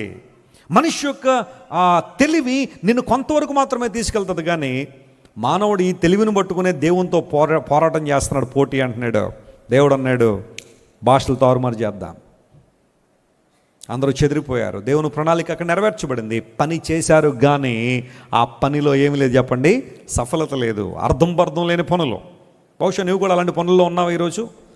దేవుని బిడ్డలుగా మనం విశ్వాసంతో కూడిన పని చేయాలని పౌలు అంటూ ఉంటే చాలామంది ఇలాంటి అర్థం లేని పనులన్నీ పెట్టుకుని జీవితంలో ఇబ్బందులు పడుతూ ఉంటారు. యేసుప్రభు వారి లోకంలో ఉన్నప్పుడు ఆయన బేతనీ అనే ప్రాంతం వెళ్ళారు. లోకాసు వార్త 10వ అధ్యాయం 38-42 చదివితే ఆ చరిత్ర అంతా అక్కడ ఉంది. ఆయన వెళ్ళిన తర్వాత అక్కడ 2 అక్క చెల్లెళ్ళు ఉన్నారు. ఇద్దరు ఒకే ఇంటికి చెందినవారు, ఒకే గ్రామంలో ఉన్నవారు. దాదాపుగా అన్ని అనుభవాలు కూడా ఒకటే కలిసేవారు, పంచుకుంటున్న ఆ సమయంలో యేసుప్రభు వారి ఇంటికి వెళ్ళినప్పుడు మార్త విస్తారమైన పని పెట్టుకుని ఏం పడిందట, తొందరపడింది. మరియా యేసయ్య పాదాల దగ్గర కూర్చుని ఉత్తమమైన వాటిని ఏర్పాటు చేసుకుంది. ఇద్దరిలో మనం ఎవరిలా ఉన్నాం? విస్తారమైన పని పెట్టుకుని తొందరపడుతున్నామా, లేదా ఏది అవసరమో, ఏది కావాలో, ఏది మన విశ్వాసాన్ని బలపరుస్తుందో, మన ఆధ్యాత్మిక జీవితానికి ఏది ప్రాముఖ్యమో ఆ పనిలో మనం ముందు కొనసాగుతున్నాం ఆలోచించారు. God is speaking to some people today. నువ్వు విస్తారమైన పనులు కల్పించుకుని అతి విపరీతంగా తొందరపడిపోతున్నావు. నువ్వు ప్రార్థనకు దూరం అయిపోతున్నావు, వాక్యం చదవలేకపోతున్నావు. ఏంటంటే బిజీ అండి వెస్లీ గారు, నేను చాలా బిజీ అండి. ఏంటి బిజీ? నువ్వు ఏ విషయాల్లో బిజీ? జాగ్రత్తగా గమనించండి. నువ్వు ప్రార్థన చేయలేనంత బిజీ అయిపోతే నువ్వు చాలా ప్రమాదంలో ఉన్నావు. నీ లైఫ్ నువ్వు ప్రార్థన చేయడానికి కూడా నీకు సమయం ఇవ్వట్లేదు అంటే లైఫ్ నువ్వు బిజీగా నువ్వు ఇబ్బందులోనే ఉన్నట్టే లెక్క. నువ్వు డిటాచ్ అయిపోతున్నావు దేవుని దగ్గర నుండి. వాక్యం చదవలేనంత బిజీ నువ్వు అయిపోయావంటే you are spoiling your life. నీ జీవితం నువ్వు స్పాయిల్ చేసుకున్నావు. దేవుని మందిరానికి రాలేనంత బిజీ నువ్వు అయిపోయావంటే ఆదివారం నువ్వు నీ జీవితాన్ని పాడు చేసుకున్నట్టు లెక్క. ఇవ్వలేకపోతున్నావు సమయాన్ని దేవునికి. విస్తారమైన పనులు కల్పించేసుకున్నావా? నేను ఇలా అన్నానని ఏమనుకోకండి. కొంతమందికి అన్ని పనులు ఎప్పుడు జ్ఞాపకం వస్తాయంటే దేవుడికి ఇవ్వాల్సిన సమయంలోనే జ్ఞాపకం వస్తాయి. ఫర్ ఎగ్జాంపుల్ చూడండి, ప్రార్థన చేసుకోవాలనుకోగానే రిమైండర్ ఆన్ అవుద్ది ఫోన్లో, వాళ్ళతో మాట్లాడాలి కదా అనగానే. వాక్యం చదువుదాను కూర్చోగానే పిల్లవాడు వచ్చి అంటాడు, మమ్మీ ఫీజు కట్టాలి, మమ్మీ అర్జెంటుగా స్కూల్కి రమ్మంటున్నారు అంటాడు వాడు. అన్ని పనులు అప్పుడే. అదేంటో కానీ సినిమా చూస్తున్నప్పుడు ఒక్క పని కూడా గుర్తురాదు మనకి. అంటే మనకంటే నన్ను కలపకండి, నేను చూడలేను. ఏదన్నా చూడండి, వ్యర్థమైన పనులు చేసేటప్పుడు ఇంకేమైనా గుర్తొస్తాయా? 100% లీనమైపోయి ఆ పనుల్లో చూస్తారు. చాలా విస్తారమైన పనులు పెట్టుకుంటున్నామమ్మా, లేనిపోయిన పనులన్నీ, వ్యర్థమైనవన్నీ, చేయాల్సినవి చేయకుండా, అవసరమైనవి చేయకుండా అనవసరమైన పనులన్నీ చేస్తున్నావా? జాగ్రత్త సుమా, నీ జీవితం కొంచెం రిస్క్లోనే ఉంది. మార్త విస్తారమైన పనులు పెట్టుకుని తొందరపడిపోయి ప్రభు మీద కేకలేస్తుంది, ప్రభువా నా చెల్లెలు నేనింత ప్రయాసపడుతుంటే చూస్తూ కూడా వచ్చి నీ పాదాల దగ్గర కూర్చుని మాటలు వింటుంది. అమ్మా వెళ్ళి అక్కగారికి కొంచెం సహకరించమని చెప్పలేవా నాయనా నువ్వు అని ఎవరి మీద పడుతుంది? వెళ్ళి ప్రభువు మీద. ఈ సందర్భం గుర్తొచ్చినప్పుడు మనకు సామెత గుర్తు రావాలి. అదేనంటే చెప్పండి, కూసే గాడిద మేసే గాడిద ఏం చేసిందట? కొన్ని కూసే గాడిదలు ఉంటాయి, కొన్ని గాడిదలు చక్కగా దొరక ఏదో దొరికిందని చెప్పి తింటా ఉంటే ఇది కూయడం ద్వారా ఏదో అర్జెంట్ పన్నట్టు పిలువగానే ఇది కూడా తినడం మానేసి వెళ్ళిపోయిందట. కూసే గాడిదలు ఉంటాయి, కొన్ని మేసే గాడిదలు జరగొడుతుంటాయి. నీ జీవితం అలా ఉండడానికి మిగిలేదు. మార్త కూడా అలాంటి పరిస్థితే. దేవుని దగ్గర ఆమె కూర్చోవట్లేదు, కూర్చున్న వాళ్ళు ఏం చేయట్లేదు, కూర్చొనివ్వట్లేదు. తన చెల్లి మీద కోపం పెట్టుకుంది. ఆ చెల్లిని ప్రోత్సహిస్తున్న దేవుని మీద రంకెలేస్తూ ఉంది. నువ్వు చెప్పాలి కదా ప్రభువా, నీకు చింతలేదా నా మీద? నువ్వెప్పుడు మరియ వైపు ఆలోచన చేస్తున్నావు, నా గురించి ఆలోచన చేయవా అని ప్రభువు మీద నిందలు వేస్తూ ఉంది. మరి కారణం ఏంటో తెలుసా? విస్తారమైన పనుల్లో తొందరపాటు గురి చేస్తాయి. ఏదైనా పని అవసరమా? అది నీ కుటుంబ పోషణకు అవసరమా? నీ వ్యక్తిగత జీవితానికి ప్రయోజనమా? అన్నిటికన్నా ప్రాముఖ్యం నీ ఆధ్యాత్మిక జీవితానికి అవసరమైందా? చేయి పర్లేదు, కానీ వ్యర్థమైన పనులన్నీ పెట్టుకుని నీ జీవితాన్ని పాడు చేసుకోవడానికి వీల్లేదు. బైబిల్లో మాట ఉంది, విస్తారమైన పనులు కల్పించుకోవడం వలన స్వప్నములు పుట్టును అనే మాట ఉంది. చదివారు ఎప్పుడైనా మీరు? చూపించిన ప్రసంగి గ్రంథం దగ్గరికి రండి. ప్రసంగిలో ఒక మాట రాయబడింది. ప్రసంగి గ్రంథం 5వ అధ్యాయం 3వ వచనం తీయండి ఒకసారి. విస్తారమైన పనిపాటుల వలన, ఎక్లెసియాస్టిస్ చాప్టర్ 5 and verse 3, విస్తారమైన పనిపాటుల వలన స్వప్నం పుట్టును.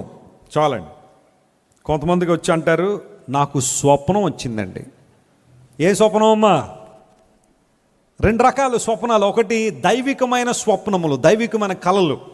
కొన్ని సందర్భాల్లో దేవుడు తన చిత్తాన్ని కళల రూపంలో కూడా ఏం చేశాడు? ఆయన చెప్పండి, తెలియజేశాడు. రాత్రి పడుకున్న తర్వాత ఉదయం లేచినప్పుడు ఏదైనా ఒక కళ రావడం, ఆ కళ ద్వారా దేవుడు కొన్ని ప్రణాళికలను ఆయన తెలియజేశాడు.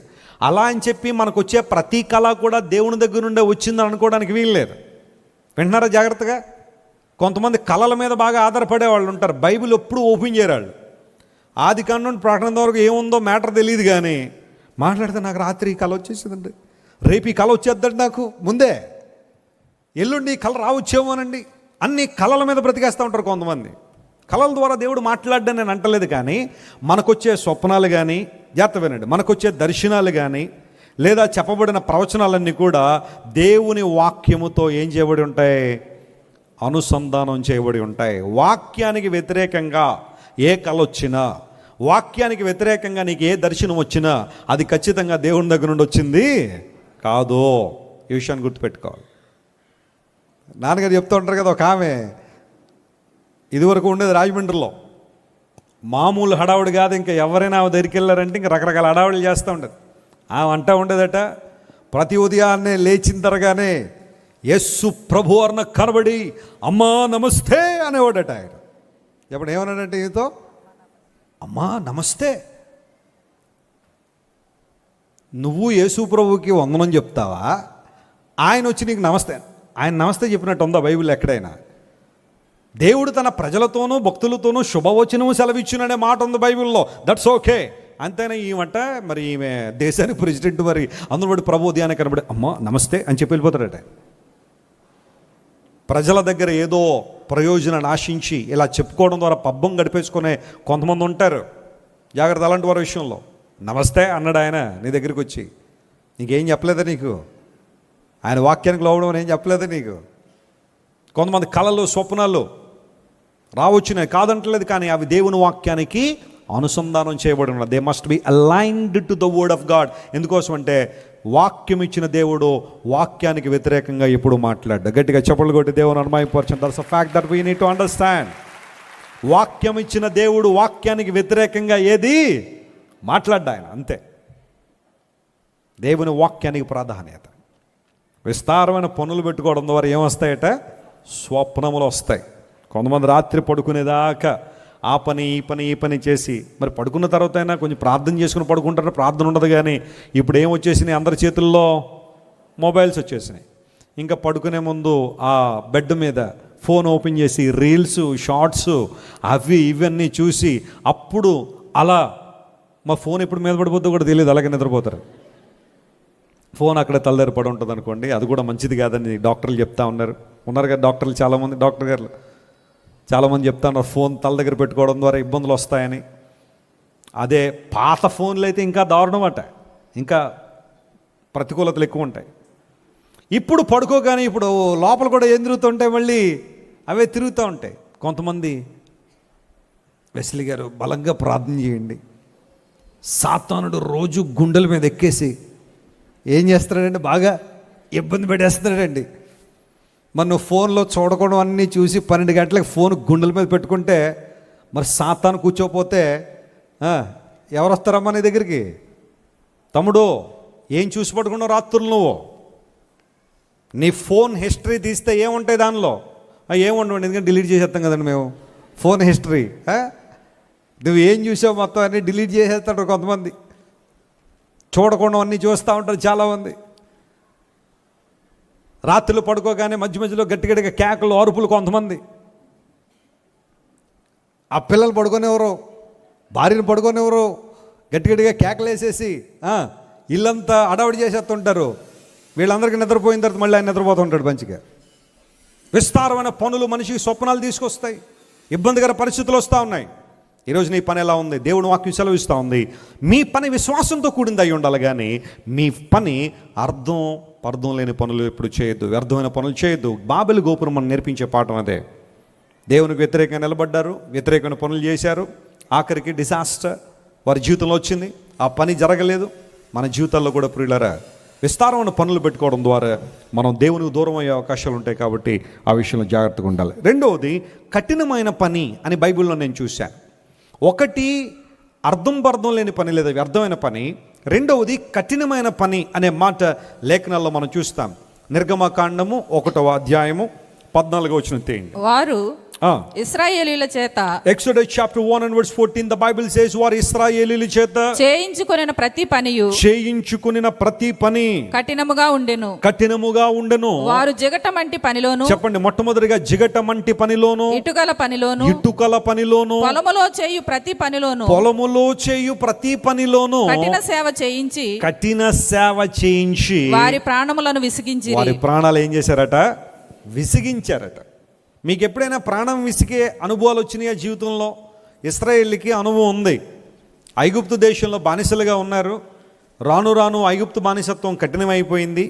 ఈ ఫరో యోసేపును ఎరుగని ఒక రాజు ఆ ప్రాంతాన్ని పరిపాలన చేస్తున్నప్పుడు ఇశ్రాయేలు ప్రజలను చూశాడు. వారి సంఖ్యకు మిక్కిలి వర్ధిల్లారు, అభివృద్ధి పొందారు, విస్తారంగా కనబడ్డారు.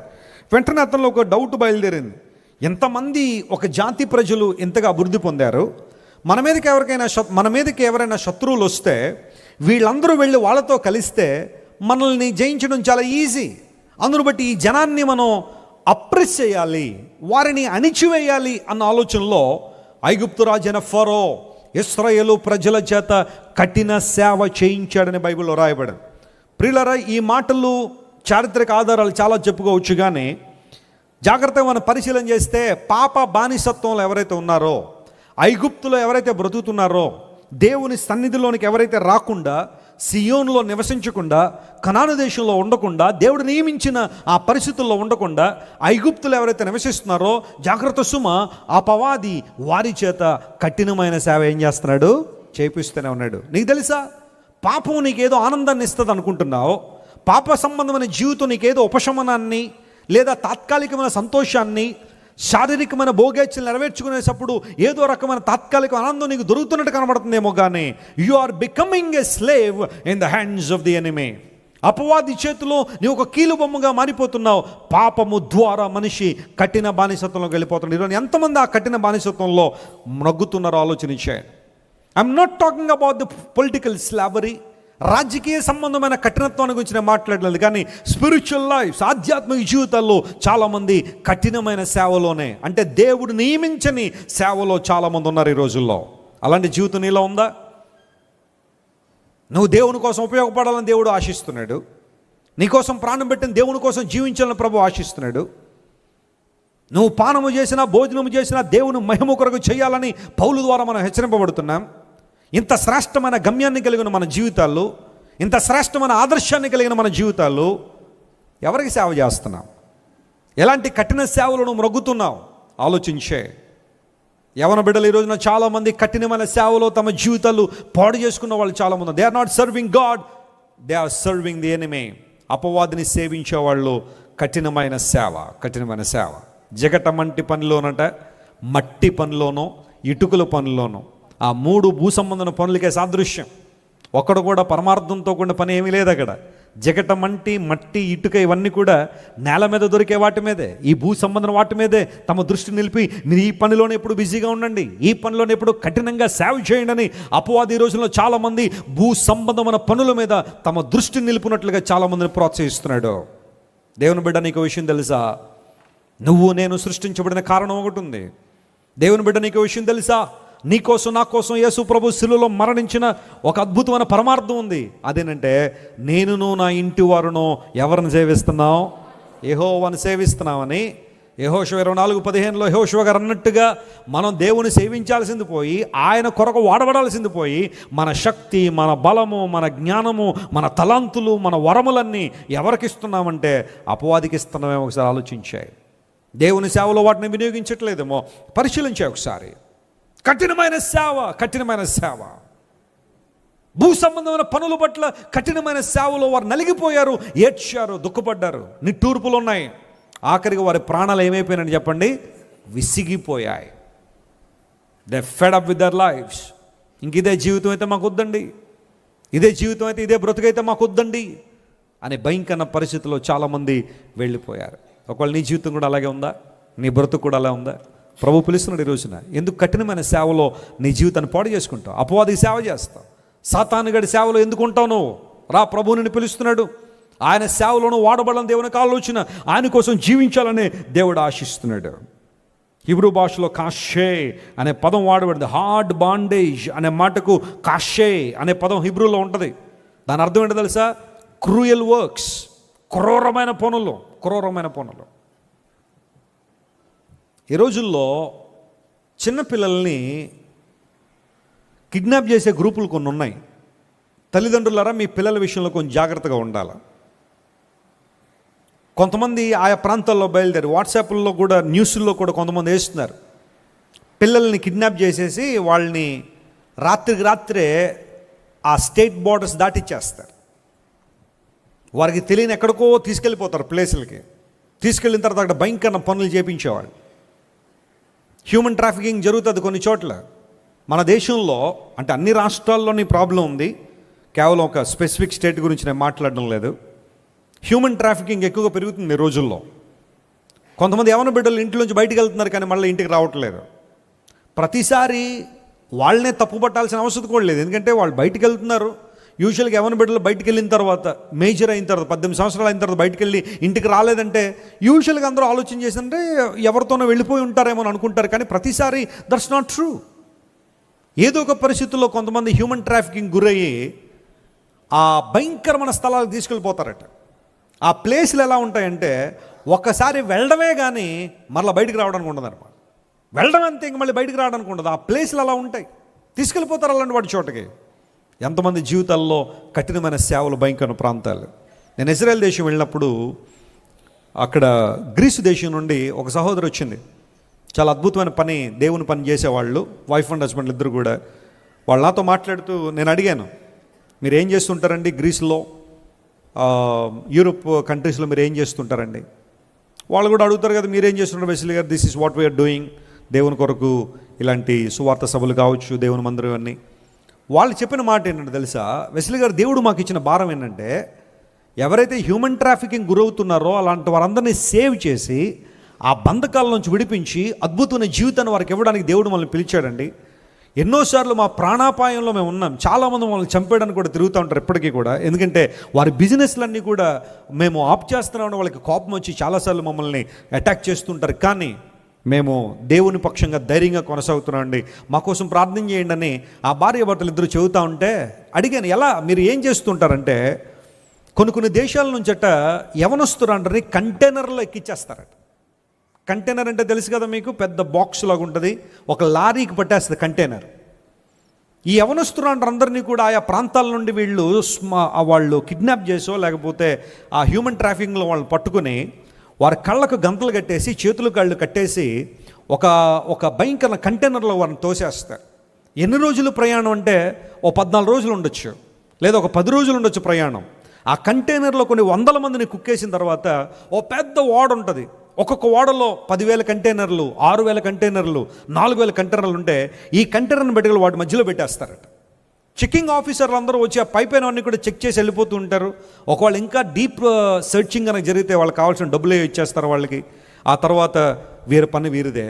మేము అలాంటి కంటైనర్స్ గుర్తించి వాళ్ళు వెంబడిపడి పోలీసులు తీసుకుని వెళ్ళి, లేదండి ఈ ఓడలో ఏదో కంటైనర్ వెళ్తుంది, హ్యూమన్ ట్రాఫికింగ్ జరుగుతుంది, అమ్మాయిని తీసుకెళ్ళిపోతున్నారు, ఖచ్చితంగా వెళ్ళాల్సిందని చెప్పి వెళ్ళి పట్టుకునేసరికి ఆ లోపల ఎవనొస్తున్నట్టు జీవితాలు చూస్తూ ఉంటే కళ్ళం నీళ్ళు వస్తుంది. వెస్లీ గారు, భోజనం ఉండదట వాళ్ళకి, శానిటేషన్ ఉండదు.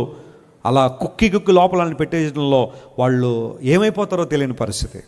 ప్రియ దేవుని బిడ్డలారా, జాగ్రత్త గమనించిన అపవాది కఠినమైన సేవ చేయించుకుంటే అర్థం ఏంటో తెలుసా? చాలామంది ఈ రోజుల్లో అపవాది చేతులకు దొరికిపోయి లోక సంబంధం అనుభవాల్లో ఇరుక్కుపోయి బయటికి రాలేక, వాటి నుండి విడుదల పొందలేక, తమ సొంత జ్ఞానంతో తమ సొంత శక్తితో ప్రయాసపడినా కానీ బయటికి రాలేని పరిస్థితుల్లో చాలామంది ఉంటే ప్రకటిస్తున్నాను దేవుని సేవకునిగా, నా యేసయ్యకి అసాధ్యమంది ఏది లేదు. దేవుని నామమున స్తోత్రం కలుగును గాక. If you can submit your life to God, if you can turn your life to Jesus, he is the deliverer. నీ కోసం సిలువలో మరణించిన యేసయ్య, ప్రాణప్రదంగా నిన్ను ప్రేమిస్తున్న దేవుడు ఆ కఠినమైన సేవ నుండి నిన్ను విడిపించి తన కొరకు నిన్ను వాడుకున్నట్లుగా దేవుడు సిద్ధపరచాలని కోరుతున్నాడు ఆయన. వస్తావు ఈ రోజున? ఇంకా కఠినమైన సేవలు నీ జీవితాన్ని పాడు చేసుకుంటావు తమ్ముడు. లోక సంబంధంగా నీ జీవితాన్ని పాడు చేసుకున్నావు. నీకున్న వ్యసనాల ద్వారా నీ భార్య ఆరోగ్యం పాడైపోయింది. నీకున్న వ్యసనాల ద్వారా నీ పిల్లల భవిష్యత్తు ప్రశ్నార్థకం అయిపోయింది. దేవుడిని ప్రేమించి ప్రతి నెల వేలాది రూపాయలు నీ చేతిలో పెడతా ఉంటే అందులో చాలా మట్టుకు పాపానికే వినియోగించి నువ్వు త్రాగడానికి, సిగరెట్ల కోసం, లేదా జూదం కోసం, కోడి పందాల కోసం, ప్యాకాట్ల కోసం, వాటి కోసం వీటి కోసం ఉపయోగించి తీరా కట్టుకున్న భార్యను, కన్న బిడ్డలను రోడ్డు మీద పడేస్తున్నావు నువ్వు. ఇది కాదా కఠినమైన సేవ అంటే? ప్రయాసపడుతున్నావు నువ్వు, కానీ నీ ద్వారా లాభపడుతుంది మరొకళ్ళు. ప్రయాసపడుతుంది నీవు, నీ ద్వారా లాభపడుతుంది మరొకడు. ఈరోజు రాగలవా? నీ జీవితాన్ని ప్రభువుకు అప్పగించగలవా? యేసయ్యకి నీ జీవితం అప్పగించు. ఆయన సేవలోను ముందు కొనసాగితే ప్రభు నిన్ను దీవిస్తాడు, ఆశీర్వదిస్తాడే. కోరుకొండ దగ్గర ఒక కెమికల్ ఇంజనీర్ ఉండేవాడు. రోజు 10 పెట్టెలు సిగరెట్లు తాగేవాడు. స్మోకింగ్ 10 పెట్టెలు. మరి ఎంత కాస్ట్ ఉంటుందో నాకైతే తెలీదు. ఇప్పుడు ఎలక్షన్లో ఎవరికో బహుమానాలు ఇస్తున్నారట, సిగరెట్లు పంచుతున్నారు, మొత్తం సిగరెట్లు, మందు బాటిళ్ళు. మరి ఏమి సాధిస్తారో, సమాజాన్ని ఎడిపోతుందో తెలియదు. నాకు అర్థం కావట్లా. 10 పెట్టెలు సిగరెట్లు తాగేవాడు. ఇల్లంతా ఎప్పుడు కూడా పొగగొట్టినట్టే ఉంటుంది. ఇల్లంతా కూడా భార్య పిల్లలు ఎప్పుడు దగ్గుతూనే ఉంటారు. Passive smoking is more injurious than active smoking అన్నారు. అంటే ఒక వ్యక్తి స్మోక్ చేసి వదిలేసిన ఆ పొగ ప్రక్కన వాళ్ళు ఎవరైనా పీలిస్తే అసలే పొగ ప్రమాదం, మనోళ్ళకి వెళ్ళి వచ్చింది ఇంకా ప్రమాదం. దాన్ని పీల్చి చెప్పండి, వాళ్ళు ఇబ్బంది పడుతున్నారు. పిల్లలకి ఆరోగ్యం లేదు. సంపాదనలో చాలా మటుకు సిగరెట్ల కోసం, చాలా మటుకు త్రాగడం కోసం, మళ్ళా వాటి పర్యవసానాల ద్వారా హాస్పిటల్ తీసుకెళ్ళడం కోసం మొత్తం అంతా వేస్ట్ చేస్తున్నాడు. ఒకరోజు విన్నాడు యేసయ్య మాటలు, జీవితాన్ని బాగు చేసే మాటలు, బ్రతుకు నిలబెట్టే మాటలు, నిత్య జీవార్థమైన మాటలు, మనిషిని సన్మార్గంలో తీసుకొచ్చే మాటలు, ప్రభు మాటలు విన్నాడు. తన దుస్థితి తనకు అర్థమైంది. దేవుడు నాకు ఇచ్చిన శ్రేష్టమైన ఈవులను నేను అనవసరంగా కాల్చేస్తున్నాను, వృధా చేస్తున్నాను. ఓ ప్రక్కన ఆరోగ్యం పోతుంది, ఏదో ఉపశమనం కోసం తాగుతున్నాను. ఒక రోజున నా కిడ్నీ లేకపోతే నా ఊపిరితిత్తులన్నీ పాడైపోయిన తర్వాత మరలా లక్షలు వాటిని బాగు చేసుకోవడానికి ఖర్చు పెట్టాలి. ఐఎమ్ స్పాయిలింగ్ మై లైఫ్ అని గుర్తించాడు. ఆ రోజున యేసయ్యను అంగీకరించాడు. ప్రభువా, నా శక్తి వలనైతే నేను జయించలేను. అనేక సార్లు ఈ 2 వేళ్ళు కాల్చేసుకునేవాడట. క్యాండిల్ వెలిగించి కాల్చేస్తే ఈ 2 ఫింగర్స్ మధ్యలో ఆ సిగరెట్ పెట్టడం కష్టమైనప్పుడు మానేద్దామని, కానీ మానలేకపోయాడు. ఎన్నో ప్రయత్నాలు చేశాడు సిగరెట్ల నుంచి విడుదల పొందాలని. ఆఖరికి యేసయ్యను అంగీకరించాడు. ప్రభు ఆ బంధకాలు తెంచాడు. హల్లెలూయా. ఆ బంధకాలు, ఆ బాండేజ్ తెగిపోయింది. హార్ట్ బాండేజ్ దేవుడు తెంచేశాడు. ఎంత అద్భుతం జరిగింది అంటే, కుటుంబం బాగుపడింది, భార్య ఆరోగ్యం కుదురుపడింది, బిడ్డలు సంతోషంగా స్కూల్కి వెళ్తున్నారు. 10 పెట్టెలు సిగరెట్లు అంటే ఆ ఎంత డబ్బు సేవ్ అయిందో గమనించండి. దేవుని సేవను ప్రోత్సహించడం ప్రారంభించాడు. ఈరోజు చక్కగా మంచి ఇల్లు కట్టుకున్నాడు, ఉన్నతమైన స్థితికి వెళ్ళాడు, అన్ని విషయాల్లో బాగుపడ్డాడు. సంతుష్టి సహితమైన దైవభక్తి గొప్ప లాభసాధన. కఠినమైన సేవలు నువ్వు అన్నీ పోగొట్టేసుకుంటున్నావు. నీ ఆరోగ్యం పాడైపోతుంది, నీ పరువు పోతా ఉంది, నీ ఉద్దేశాలన్నీ కూడా చెడిపోతున్నాయి, నీ ఆలోచనలు పాడైపోతున్నాయి. నీ క్రియలు పాడైపోతున్నాయి, నీ తర్వాత నీ తరం కూడా పాడైపోతుంది. అసభ్యంగా బ్రతికిన నీ జీవితం, వ్యర్థంగా బ్రతికిన నీ జీవితం బట్టి నీ తర్వాత తరాల్లో ఇతను మా నాన్న, ఇతను మా తాత అని చెప్పుకోవడానికి సిగ్గుపడతారేమో. అలాంటి దుస్థితి నీకెందుకు? కఠినమైన సేవలు ఇంకెంతకాలం ఉంటావు? ఆ హార్ట్ బాండేజ్ని తెంచడానికే ప్రభు అని యేసు ఈ లోకానికి వచ్చారు. నేను అదొకటే కాదు, ఏ రకమైన బంధకాలైనా తెంచడానికి నా దేవుడు సమర్థుడే. హల్లెలూయా. వస్తావా? కఠినమైన పని, విస్తారమైన పని అక్కడ ఉంది. అర్థం పర్థం లేని పనులు, వ్యర్థమైన పనులు బాబిలి గోపురం దగ్గర. కఠినమైన పని ఇశ్రాయేలు ప్రజలు చేస్తున్నప్పుడు దేవుడు వారి నిట్టూర్పులను చూసి వారికి విడుదల ఇచ్చాడని బైబిల్ సెలవిస్తూ ఉంది. 3వ మాట దగ్గరకు వద్దాం. చూడండి, త్వరగా నేను అవుట్లైన్స్ ఇస్తాను. కొన్ని ప్రాముఖ్య అంశాలు వినబోతున్నాం మనం. ఈసారి నిర్గమకాండం 18 తీయండి. Exodus chapter 18 and verse 18. అందరూ బైబిల్ తెరవాలి. క్రైస్ట్ వర్షిప్ సెంటర్లో నీవును, ఎక్సోడస్ 18:18, నీవును నీతోనున్న ఈ ప్రజలను, నీతో ఉన్న ఈ ప్రజలను నిశ్చయముగా నలిగిపోవుదురు. నిశ్చయముగా ఏం చేస్తున్నారు? మీరు నలిగిపోతున్నారు. ఈ పని నీకు మిక్కిలి భారము, ఈ పని నీకు మిక్కిలి భారము, అది నీవు ఒక్కడవే అది నీవు ఒక్కడవే ఏం చేయలేవు, చేయజాలవు. జాగ్రత్త వినండి ఒకసారి. ఈ 3వ పనికి నేను పెట్టే పేరేంటో తెలుసా? మిక్కిలి భారమైన పని. భారం. మోషే గారు భారం పెట్టేసుకున్నాడంటే ఏ పని ఇది? మంచి పనే, కాదంటలేదు, శ్రేష్టమైన పనే. కానీ ఆయనకు సరైన సలహా ఇచ్చే ఆ పరిస్థితిలో బహుశా ఆయన అంతకుముందు దేవుని ప్రేరేపణ కూడా వచ్చి ఉండొచ్చు. కానీ ఈ సందర్భంలో దేవుడు తన మామయ్య అని ఇత్రో ద్వారా మాట్లాడుతున్నాడు. ఈ పని నీకు మిక్కిలి భారము, నీతో పాటు ప్రజలు కూడా ఏమైపోతున్నారు? నలిగిపోతున్నారు. కాబట్టి నీకు సలహా ఇస్తాను, పాటిస్తావన్నాడు. మీరు ఇంటికి వెళ్ళిన తర్వాత ఈ నిర్గమకాండం 18వ అధ్యాయం జాగ్రత్తగా చదివితే మనకి ఒక మంచి మామగారు కనబడతారు ఇక్కడ. చెప్పండి, ఎవరు మంచి మామగారు? ఇక్కడ ఎంతమంది మామగారులు ఉన్నారో చేతులు ఎత్తమని అడగను, కానీ మీరందరూ వినాలి ఆ మాట. ఆల్రైట్. ఇత్రో అనబడే ఈయన, చెప్పండి, ఇత్రో, ఇత్రో ఈయన మంచి మామగారు. అల్లుడి గారికి చక్కని సలహా ఇస్తున్నాడు. మోషే గారు ప్రజలందరికీ తీర్పు తీరుస్తున్నాడు, న్యాయం తీరుస్తున్నాడు. ఫర్ ఎగ్జాంపుల్ మీరు ఊహించండి, మోషే గారికి ఒక గుడారం ఉంది. ఉదయాన్నే లేచాడు, లేవగానే గుడారం నుండి పెద్ద లైన్ ఉంది. ప్రజలందరూ ఏంటయ్యా మీరు ఎందుకు వచ్చారంటే, మోషే గారు మాకు న్యాయం తీర్చాలండి, మాకు తీర్పు చెప్పాలండి. అవునా, వెళ్ళు, టోకెన్ నెంబర్ 1 లోపలికి వెళ్ళన్నారు. వెళ్ళిన తర్వాత మోషే గారి దగ్గర కూర్చుని ఏంటి మీ సమస్య అనగానే ఇంక వాళ్ళు మొదలుపెట్టారు సమస్య. ఎంతసేపు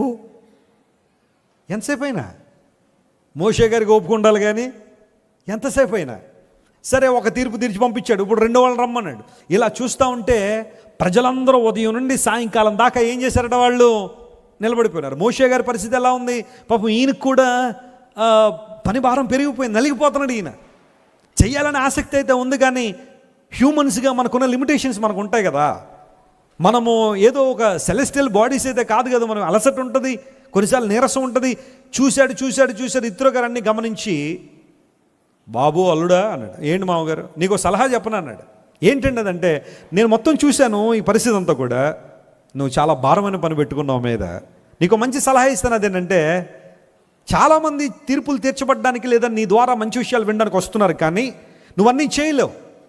నువ్వు చేయాల్సిన పని ఏంటంటే 1000 మందికి ఒకరిని అధిపతిగా పెట్టు, ఆ తర్వాత 100 మందికి ఒక అధిపతిని పెట్టు, ఆ తర్వాత 50 మందికి ఒక అధిపతిని పెట్టు, ఆ తర్వాత 10 మందికి ఒక అధిపతిని పెట్టి చిన్న చిన్న గొడవలు, చిన్న చిన్న వ్యాజ్యాలు ఏమన్నా ఉంటే వాళ్ళకి అప్పచెప్పే, వాళ్ళని సరిచేసి పంపించేస్తారు. అతి తీవ్రమైన గడ్డు సమస్యలు ఏమన్నా ఉంటే ఇంకా నువ్వు తప్ప దాన్ని ఎవరు సాల్వ్ చేయలేరనుకుంటే అప్పుడు వాటిని దగ్గర తీసుకురా. ఇలా చేయడం ద్వారా నీ ఆరోగ్యము బాగుంటుంది, నీవు సక్సెస్ఫుల్గా పనిచేస్తావు. వర్క్ డెలిగేషన్ ద్వారా నువ్వు ఇతరులుగా వర్క్ అప్పచెప్పడం ద్వారా వారు కూడా నమ్మకంగా పనిచేస్తారు, ప్రజలు కూడా దీవెన పొందుతారు. ఎలా ఉంది సలహా అన్నాడు. వెంటనే మనం ఆ స్థానంలో ఉంటే, ఏంటంటే మీరు చెప్పేది నాకు, మీరేమో SSLC 3 సార్లు చదివారు, నేనేం చదివాను ఇప్పుడు చాలా చదివాను, నాకు నువ్వు చెప్పడం ఏంటి అంటారేమో సో కాల్డ్ అల్లుళ్ళు. కానీ మోషే గారు ఏమన్నా తెలుసా? Whatever you say. Praise the Lord. మామగారు చెప్పిన మాటను ఏం చేశాడు చెప్పండి? అల్లుళ్ళు జాగ్రత్త వినండి. ఈ అధ్యాయంలో కేవలం మంచి మామగారే కాదు, మంచి అల్లుడు కూడా ఉన్నాడు ఇక్కడ. మోషే గారి రూపంలో మంచి అల్లుడు. ఈ రోజుల్లో చాలా కుటుంబాల్లో అల్లుళ్ళు ఎలా ఉన్నారండి అంటే, అందరూ ఇలా ఉంటలేదు, కొంతమంది మామగారు అత్తగారు అంటే హెచ్డిఎఫ్సి బ్యాంకర్ కొంటున్నారు వాళ్ళే. భార్య ఏమో ఆ బ్యాంకు ముందు ఏటీఎం బాక్స్ ఉంటుంది కదా, అది భార్య. ఈయనకి ఏ అవసరం వచ్చినా ఎవరు గుర్తొస్తారు? అత్తమామలు. నీకేమైనా అగ్రిమెంట్ రాశారేట ఎప్పుడైనా? నీకు ఏ కష్టం వచ్చినా మా దగ్గరికి వచ్చే మేము అన్ని ఇచ్చేస్తామని. అత్తమామలు ప్రేమించేదని ఇస్తే తీసుకోవడంలో పొరపాటు ఏం లేదు. కానీ కొంతమంది డిమాండ్ అనమాట. ఏవో నేను బండి కొనుక్కోవాలి, డబ్బులు కొట్టరా, ఊరు వెళ్తాను డబ్బులు పట్టరా, బీరువా కొంటున్నాను డబ్బులు పట్టరా, మంచం కొంటున్నాను డబ్బులు పట్టరా, కంచం కొంటున్నాను డబ్బులు పట్టరా. భార్యను బాగా ఇబ్బంది పెడతా ఉంటే ఈ మాట అడగలేక, ఈయనకేమో లేవని చెప్పలేక భార్యలు చాలామంది ఇబ్బంది పడేవాళ్ళు ఉన్నారు. అల్లుళ్ళారా జాగ్రత్త వినండి, మీ అత్తమామలు ఇస్తే తీసుకోండి బహుమానాలుగా, కానీ డిమాండ్ చేయకండి. వాళ్ళ పరిస్థితులే వాళ్ళకు ఉంటాయి. అత్తమామలు కూడా వినండి, మీ అల్లుడి గారు అడగట్లేదని ఏమివ్వకుండా సర్ది పెట్టుకోకండి. ఉన్నదేదో అప్పుడప్పుడు వాళ్ళకు కూడా ఏం చేయాలా, ఇవ్వండి. కొంతమంది మా అల్లుడి గారు ఏం అడగరండి, ఎంత బ్లెస్సింగ్ అండి మాకు, మా డబ్బులు ఉంటే ఎవరికి ఇస్తామండి, మరి ఊరంతా పంచుతామండి. అల్లుడి గారిని ఎండబెట్టేసి ఊరంతా పండ పెడతారు చాలామంది. నో, అడగట్లేదు కదా అని చెప్పి ఇవ్వకుండా ఉండకండి, ఏదోటి ఇవ్వండి, ఆయన కూడా సంతోషపరచండి. మంచి అల్లుళ్ళు, మంచి మామూలు అత్తలు, కోడలు కుటుంబాల్లో ఉండాలి. Mutual understanding. మోషే స్థితిని చూసి మామగారు చలించిపోయారు. అయ్యో మా అల్లుడు బాగా కష్టపడుతున్నాడు, ఏదో సలహా ఇవ్వాలనుకున్నాడు, ఓ మంచి సలహా ఇచ్చాడు. Praise the Lord. భారమైన పని నువ్వు ఒక్కడవే చేయలేవు. బహుశా ఈ రోజున కొంతమందిని ఉద్దేశించి దేవుడు మాట్లాడుతున్నాడు. కుటుంబ యజమానులు, నీ భార్యని కానీ నీ పిల్లల్ని కానీ ఏ పనిలో కూడా ఇన్వాల్వ్ చేయకుండా, ప్రతి ఉదయం లేచిన రాత్రి పడుకునేదాకా భారం అంతా నువ్వే భరించి అలసిపోతున్నావేమో, నేర్పించి నీ పిల్లలకు పని చేయడం నేర్పించు, నీ భార్యకు పని చేయడం నేర్పించు. డెలిగేట్ చేయ వరకు, అమ్మ కుటుంబం ఇది సమిష్టిగా మనం ముందుకు వెళ్ళాల్సిందే, నేను ఈ పనులు చేస్తాను, నువ్వు ఈ పనులు చేయి, పిల్లలకి ఈ పనులు అప్పచెప్దాం. అలా కుటుంబంతో కూడా అన్ని పనులు పంచుకుంటే ఎలా ఉంది? లేదా ఒక్కడ మీద భారం వేసేస్తే ఆ కుటుంబం ఎలా ఉంటుంది చెప్పండి?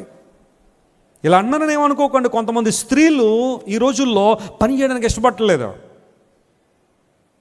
భర్త మార్నింగ్ వెళ్తాడు, సాయంకాలం రాగానే వచ్చారా, ఎంత లేట్ అయింది, అంట్లో ఎవరితో తోమండి కొంచెం. ఇప్పుడు భర్త లేట్ అయ్యాడని బాధ కాదు, ఇవి అంట్లలో ఉండిపోయినట్టు ఇప్పుడు తోమేలేట ఆయన. కొంచెం ఆ ఎగ్ అయిపోయింది, కొద్దిగా కొంచెం తినేద్దాం భోజనం. మరి నువ్వేం చేస్తావు? మన టీవీ సీరియల్ ఉన్నాయండి, కవర్ చేయాలన్నీ కూడా. ఈవిడికి ఎవరో జాబ్ ఇచ్చినట్టే చూస్తుంది, ఏంటి టీవీ సీరియల్, మళ్ళీ వాటి మీద ఏదో సమరీ రాయాలన్నట్టుగా. తప్పు కదమ్మా అలా ఇబ్బంది పడడం నీ భర్తని. నువ్వు చేయాల్సిన పని నువ్వు చేయకుండా ఎందుకు ఆయన ఇబ్బంది పెడతావు నువ్వు? కొంతమంది భర్తలు కూడా అంతే. భార్య ఉద్యోగానికి వెళ్తుంది మార్నింగ్, సాయంకాలం వచ్చిన తర్వాత కనీసం ఏదో ఒక విషయంలో హెల్ప్ చేద్దాం, కూరగాయలన్నా తీసుకొద్దాం, కిరాణా తీసుకొద్దాం అని ఉండదు. అగో వెళ్ళి తెచ్చుకో కూరగాయలు, వచ్చేటప్పుడు కిరాణా పట్టుకొచ్చాయి.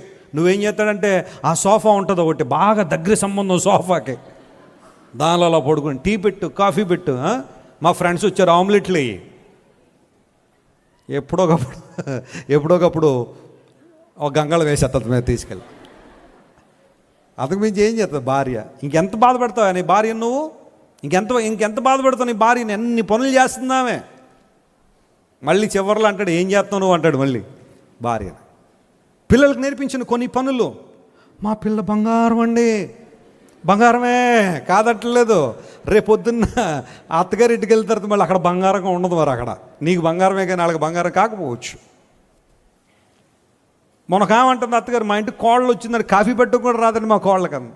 మరి అలా పెంచారు తల్లిదండ్రులు, కాఫీ పెట్టడం కూడా రాదా నీకు?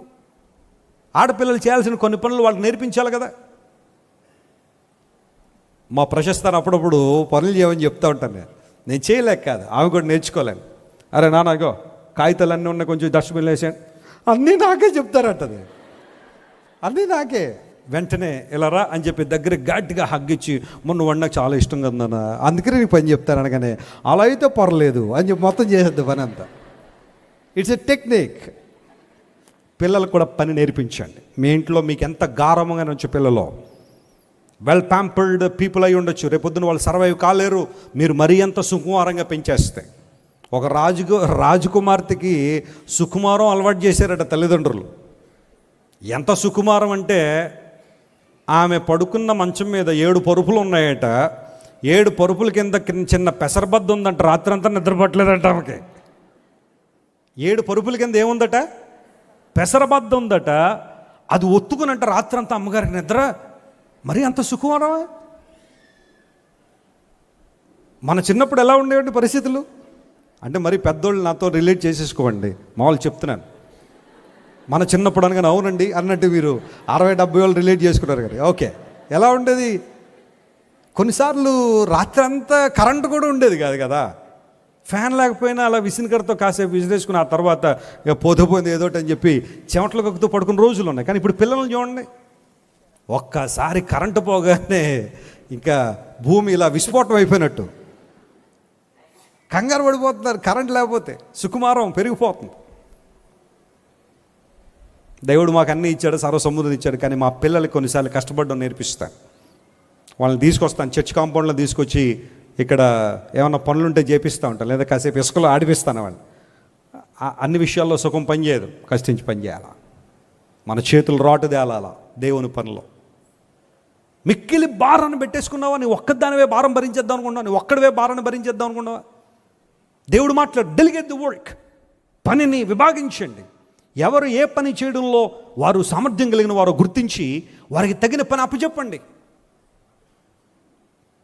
మన ఆత్మీయ తండ్రి గారి ప్రోత్సాహం చాలా గొప్పది. ఎవరు ఏ పని చేయడంలో వారు సామర్థ్యం కలిగి ఉన్నారో వారికి ఆ పని అప్పచెప్తూ ఉంటారు. బ్రదర్, ఈ పని చేయాలి బ్రదర్ మీరు. I came to know that you can share the word. మీరు దేవుని వాక్యాన్ని ప్రకటించగలరు. అభిషేకం ఏమైనా ప్రకటించిన దేవుని వాక్యం. బాబు నువ్వు పాటలు పాడాయా, నువ్వు ఇక్కడ పని చేయి. ఆ డెలిగేషన్ ఉండడం బట్టే దేవుని పరిచయం ముందు కొనసాగుతుంది. అందరూ అన్నీ ఒకళ్ళే చేయలేరు. You have to do it. మోషే మిక్కిలి భారాన్ని పెట్టేసుకుని నిరసించిపోకు, నువ్వు చేయాల్సిన పని చాలా ఉంది. Delegate the work. కుటుంబాన్ని ఇన్వాల్వ్ చేయడం, పరిచయం ఇన్వాల్వ్ చేయడం. దైవజనుడైన హేమాను బైబిల్ గ్రంథంలో మనకు కనబడతారు. ఆయనకు 17 మంది పిల్లలట. చెప్పండి, ఎంతమంది పిల్లలు? ఇక్కడ 10 మంది దాటి పిల్లలు ఎవరికైనా ఉన్నారండి? చేతులు ఎత్తండి ఒకసారి. About 10 children. ఈ కాలంలో అంత ఓపిక ఎవరికి లేదు. ఇప్పుడంతా అయితే 2 లేకపోతే 3. కానీ పూర్వదినాల్లో 10 మంది 12 మంది పిల్లలు ఉన్న కుటుంబాలు ఉన్నాయి. హేమాను గారికి బైబిల్లో 17 మంది పిల్లలట. ఇప్పుడు ఈ 17 మంది పిల్లల్ని కూడా ఆయన దైవిక మార్గంలో పెంచాడు. స్తోత్రం చెప్పండి, హల్లెలూయా.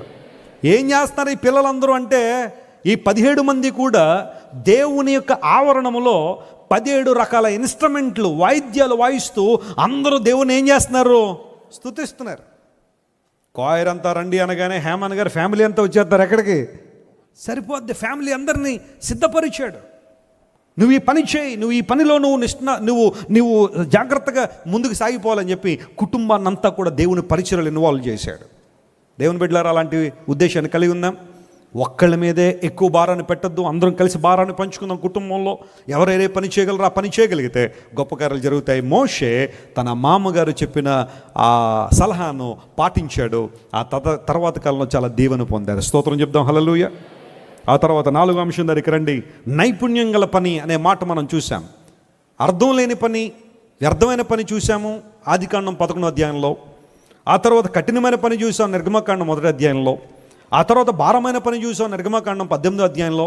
ఇప్పుడు నైపుణ్యత కలిగిన పని సామెతల గ్రంథం 22వ అధ్యాయం 29వ వచనం, Proverbs chapter 22 and verse 29, దానిలో రాయబడిన మాట ఇలా ఉంది. తన పనిలో నిపుణత గల వాణ్ణి చూచితివా? చెప్పండి, తన పనిలో ఏముందట? ఇతనికి నిపుణత ఉంది, నైపుణ్యం ఉంది. అల్పులైన వారి ఎదుట కాదు, అతడు అల్పులైన వారి ఎదుట కాదు, వాడు రాజుల ఎదుటనే నిలుచును. చెప్పండి, ఎక్కడ నిలబడతారంట? వాళ్ళు రాజుల ముందు నిలబడతారు. 4వ మాట జాగ్రత్తగా గమనించండి. నైపుణ్యత కలిగిన పని. నేను ఎప్పుడు చెబుతుంటాను అన్నమాట, నువ్వు ఏ పనైనా చేయ పర్వాలేదు, ఆ పనిలో నీకేముండాలి? నైపుణ్యత ఉండాలి. అంటే నువ్వు ఆ పని చేస్తే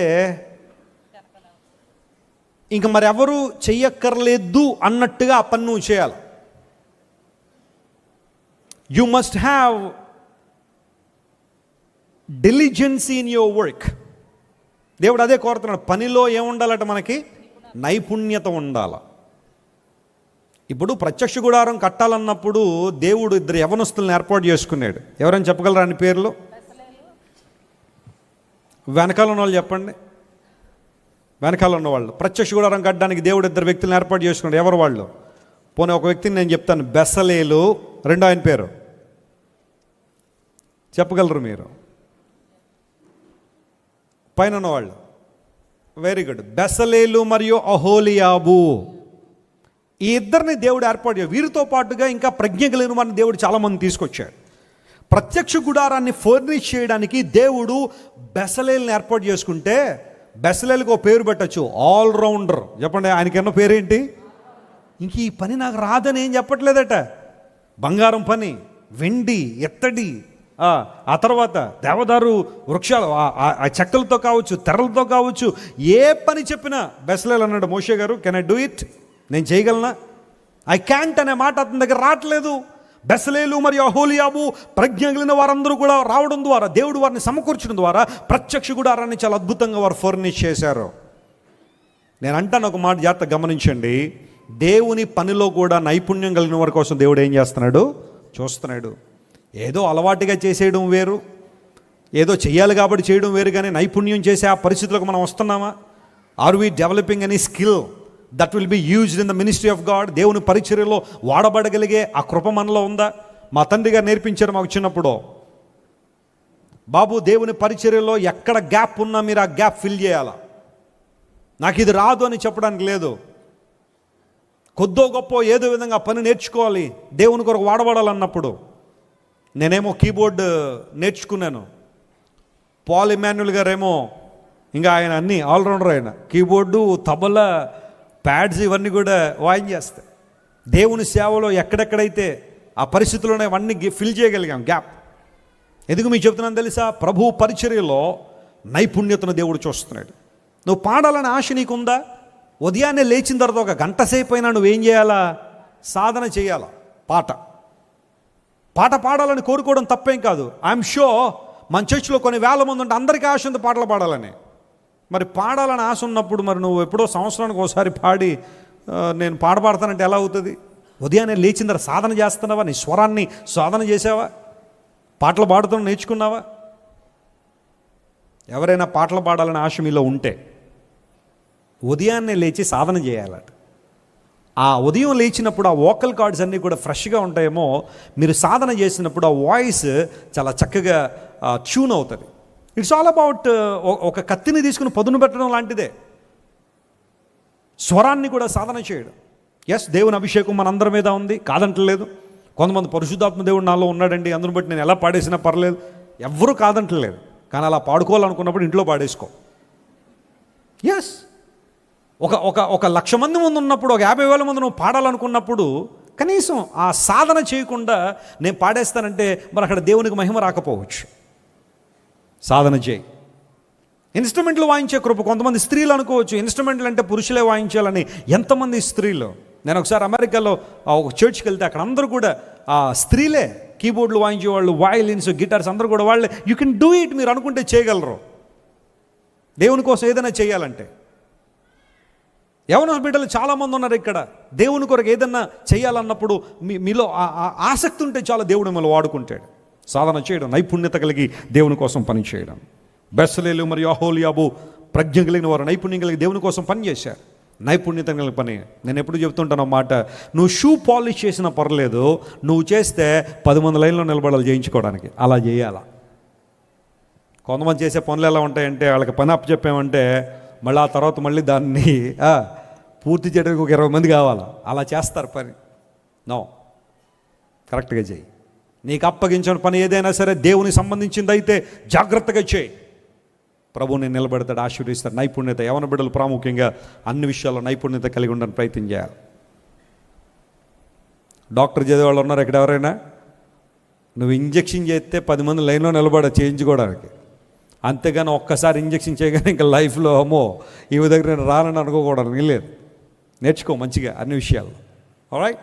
సో నైపుణ్యత కలిగిన పని. చివరిలో ఒక పని చెప్పి నేను ముగిస్తాను, సమయం అయిపోయింది. సువార్తికుని పని చేయమన్నాడు. తిమోతికి రాసిన 2వ పత్రిక 4వ అధ్యాయం 5వ వచనం. 2 Timothy chapter 4:5.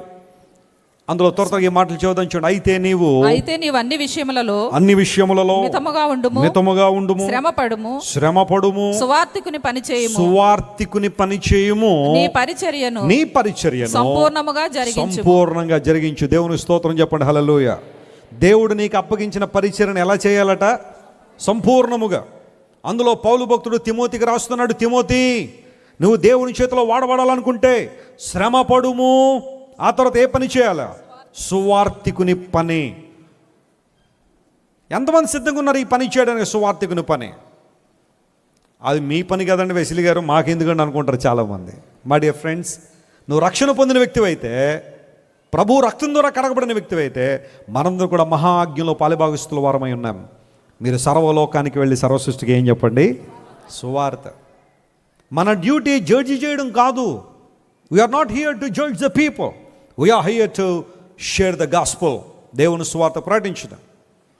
నేను కరెక్ట్గా ఇదే, ఈరోజు ఆదివారం కదా, ఇంతకుముందు ఆదివారం షార్లెట్ అనే ప్రాంతంలో ఉన్న అమెరికాలో, నార్త్ క్యారలైనా అనే రాష్ట్రంలో షార్లెట్, ఆ ప్రాంతం అనగానే మనకు దైవజనుడు గుర్తు రావాలి. ఆయన పేరు బిల్లీ గ్రేహం గారు.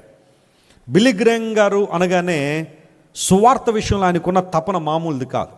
నేను ఆ బిల్లీ గ్రేహం గారు లైబ్రరీలోకి లోపలికి ఎంటర్ అయిన తర్వాత ఆయన సేవకు సమర్పించుకున్న దగ్గర నుండి పరలోకానికి పిలువబడేంత వరకు కూడా ఆయన జర్నీ అంతా కూడా చక్కని ఆర్ట్ గ్యాలరీ పెట్టారు. ఆ ఫోటోలన్నీ పెట్టారు. ఆ దైవజనుని తపన చూసినప్పుడు బిల్లీ గ్రేహం గారి యొక్క పరిచర్య ఎంత విస్తృతంగా దేవుడు దీవించాడంటే, అమెరికా దేశాన్ని పరిపాలన చేసిన 11 రాష్ట్రపతులకి దైవజనుడే ప్రమాణ స్వీకారం చేయించాడు దగ్గరుండి. What a respect, what a man of God. పుట్టింది సాధారణమైన కుటుంబంలో, ఒక రైతు బిడ్డగా పుట్టాడు బిల్లీ గ్రేహం గారు.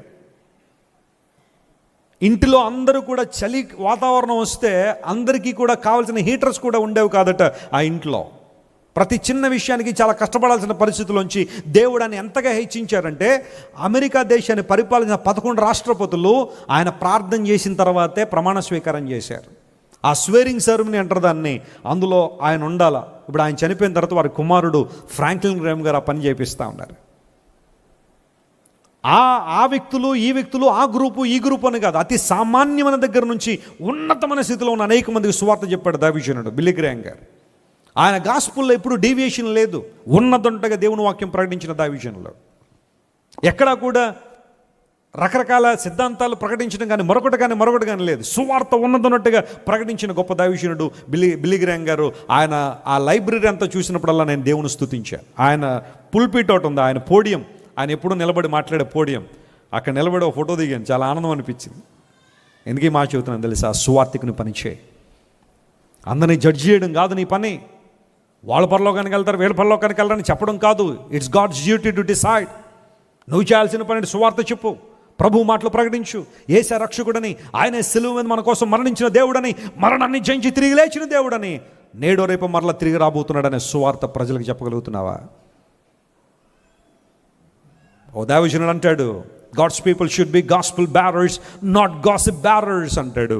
మనము దేవుని సువార్తను మోసేవాళ్ళంగా ఉండాలి కానీ పుకార్లు మోసేవాళ్ళంగా ఉండడానికి వీల్లేదండి.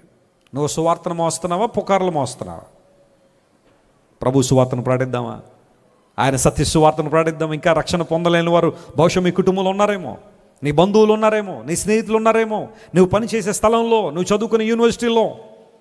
Speak about Jesus and share the gospel. ప్రభు సువార్తను ప్రకటించు. క్రీస్తు ప్రభుని దీవిస్తాడు, ఆశీర్వదిస్తాడు. దేవుడు నాకు ఇచ్చిన తపన కూడా అదే, ప్రభు సువార్త ఇంకా వెళ్ళాలి, ఇంకా చేరుకోవాలి. అనేక మందికి ప్రభు సువార్తను దేవుడు మనకిచ్చిన ప్రతి ప్లాట్ఫామ్లో ప్రభు సువార్తను ప్రకటించాలనే తపనతోనే ప్రతిరోజు ముందుకు సాగిపోతున్నాం. మా కుటుంబంలో ఒక్కొక్క రోజు ఒక్కొక్క చోట దేవుని సువార్త కోసం వెళ్ళినప్పుడు కొన్నిసార్లు అనిపిస్తుంది, నా పిల్లల్ని బాగా మిస్ అవుతూ ఉంటారు. ఎప్పుడైనా నేను ఎక్కడైనా దూర ప్రాంతాల్లో వెళ్ళినప్పుడు నా పిల్లల్ని చాలా మిస్ అవుతాను నేను. But at the same time I have a vision, I have an aim to preach the gospel. మా నిత్య మొన్న ఫోన్ చేసి, డాడీ వచ్చే డాడీ, ఇంకెంతకాలం డాడీ, ఇంకెన్ని రోజులు డాడీ అన్న. వచ్చేస్తానమ్మా, మరి ఇక్కడ సువార్త ఎవరు చెప్తారంటే నీ డూబుని పంపించేద్దాం డాడీ అన్నారు. పిల్లలు చూడండి ఎలా ఉన్నారు ఇప్పుడు. ఓ డూబు తయారు చేస్తుందట నాకు, ఆయన వెళ్ళిపోతాడట, నువ్వు మా దగ్గర ఉండి డాడీ. ఆ సమయంలో ఏదో కొంచెం నవ్వుకుంటానేమో కానీ ఆ తర్వాత ఆ పిల్లల మనసులో ఉన్న ఆ పరిస్థితి నేను అర్థం చేసుకున్నాను. They are missing the father, but I know that. But still దేవుని సువార్త వెళ్ళాలా ప్రభు కోసం అనేక ప్రాంతాలు. పిల్లలు ఎందుకు చెబుతున్నాను తెలుసా? సువార్త విషయంలో మనం పట్టుదలగా ఉండాలి. మన పరిచర్య, క్రైస్ట్ వర్షిప్ సెంటర్ కావచ్చు, దేవుడు మనకిచ్చిన పరిచర్యలో సువార్త ప్రకటనే మన ధ్యేయం. ఆమెన్, హల్లెలూయా. ఇది మీలో చాలామంది గమనించారు. చాలామంది దేవుని ప్రజలు తమ గుప్పిలి తెరిచి నన్ను ప్రోత్సహించిన ఉద్దేశం ఏంటో తెలుసా? దేవుని సువార్త ఉన్నదన్నట్టుగా ప్రకటించబడుతుంది, ఇలాంటి పరిచయం ప్రోత్సహించాలని చాలామంది ముందుకు వస్తారు. చేద్దామా? సువార్తకుని పని చేద్దామా? మీ పని విశ్వాసంతో కూడినదై ఉండాలి. బాబెలు గోపురం కట్టినట్టుగా వ్యర్థమైన పని చేయకండి. ఐగుప్తులో బానిసలుగా ఉన్నట్టుగా కఠినమైన సేవ చేసినట్టుగా కఠినమైన పనిలో మీరు ఇన్వాల్వ్ అవ్వకండి.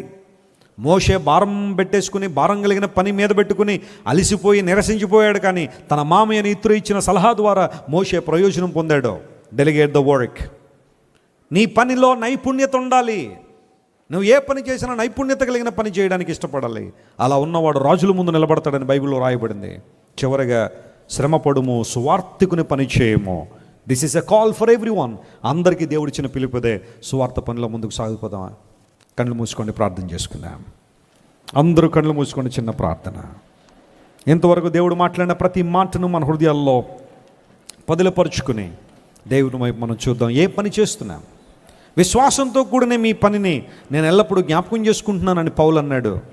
తెస్సలోనిక సంఘము విశ్వాసంతో పనిచేశారు. తిమోతి, నీవు సువార్తికుని పని చేయి.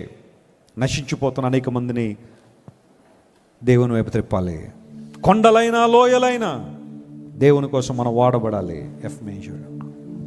అందరూ దేవుని వైపు మనం చూద్దామా? యేసయ్య మనల్ని రక్షించింది ఇతరుల రక్షణ కొరకు పాటుపడడానికి, ప్రభు సువార్తను అందించడానికి. ప్రతిఘటనలున్నా, వ్యతిరేకతలున్నా, ఇబ్బందికర పరిస్థితులున్నా, వస్త్రహీనత అయిన, ఖడ్గమైన, కరువు అయినా, మరేదైనా సరే దేవుని పరిచర్యల ముందు కొనసాగే అనుభవంలో మనము సిద్ధపడదామా? సువార్తికుని పని చేయము. నీ పని సువార్తతో మిళితమైతే, నువ్వు మాట్లాడే మాటల్లో సువార్త ఉంటే అంతకన్నా ఆధిక్యత మరొకటి లేదు. కొండలైన లోయలైన యేసులో కొనసాగేదన్.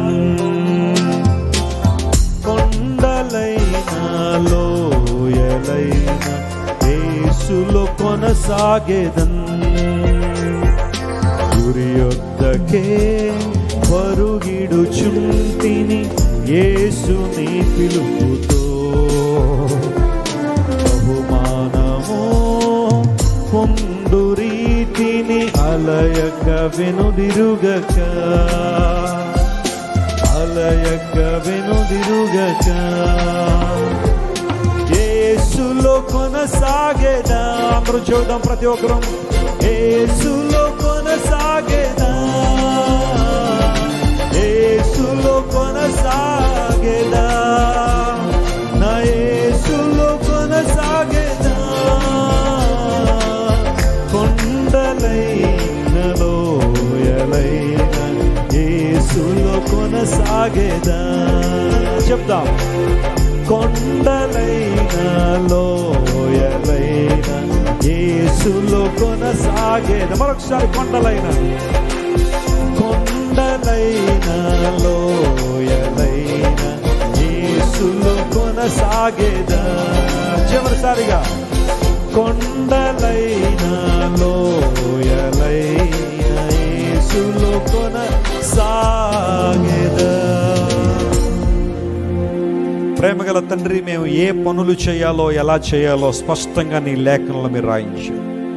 నీ వాక్యం ఒక గని లాంటిది ప్రభువా. ఒక్కొక్క మాటలో ఉన్న లోతైన విషయాలు మనం ధ్యానం చేస్తున్నప్పుడు, అవునయ్యా, బాబెలు గోపురం దగ్గర వారు వ్యర్థమైన పని చేసినట్టుగా మాలో ఏ ఒక్కరూ కూడా వ్యర్థమైన పనులలో ప్రభువా మా జీవితాలను పాడు చేసుకోకుండా నీ సహాయాన్ని మాకు అందించమని కోరుతున్నా ప్రభువా.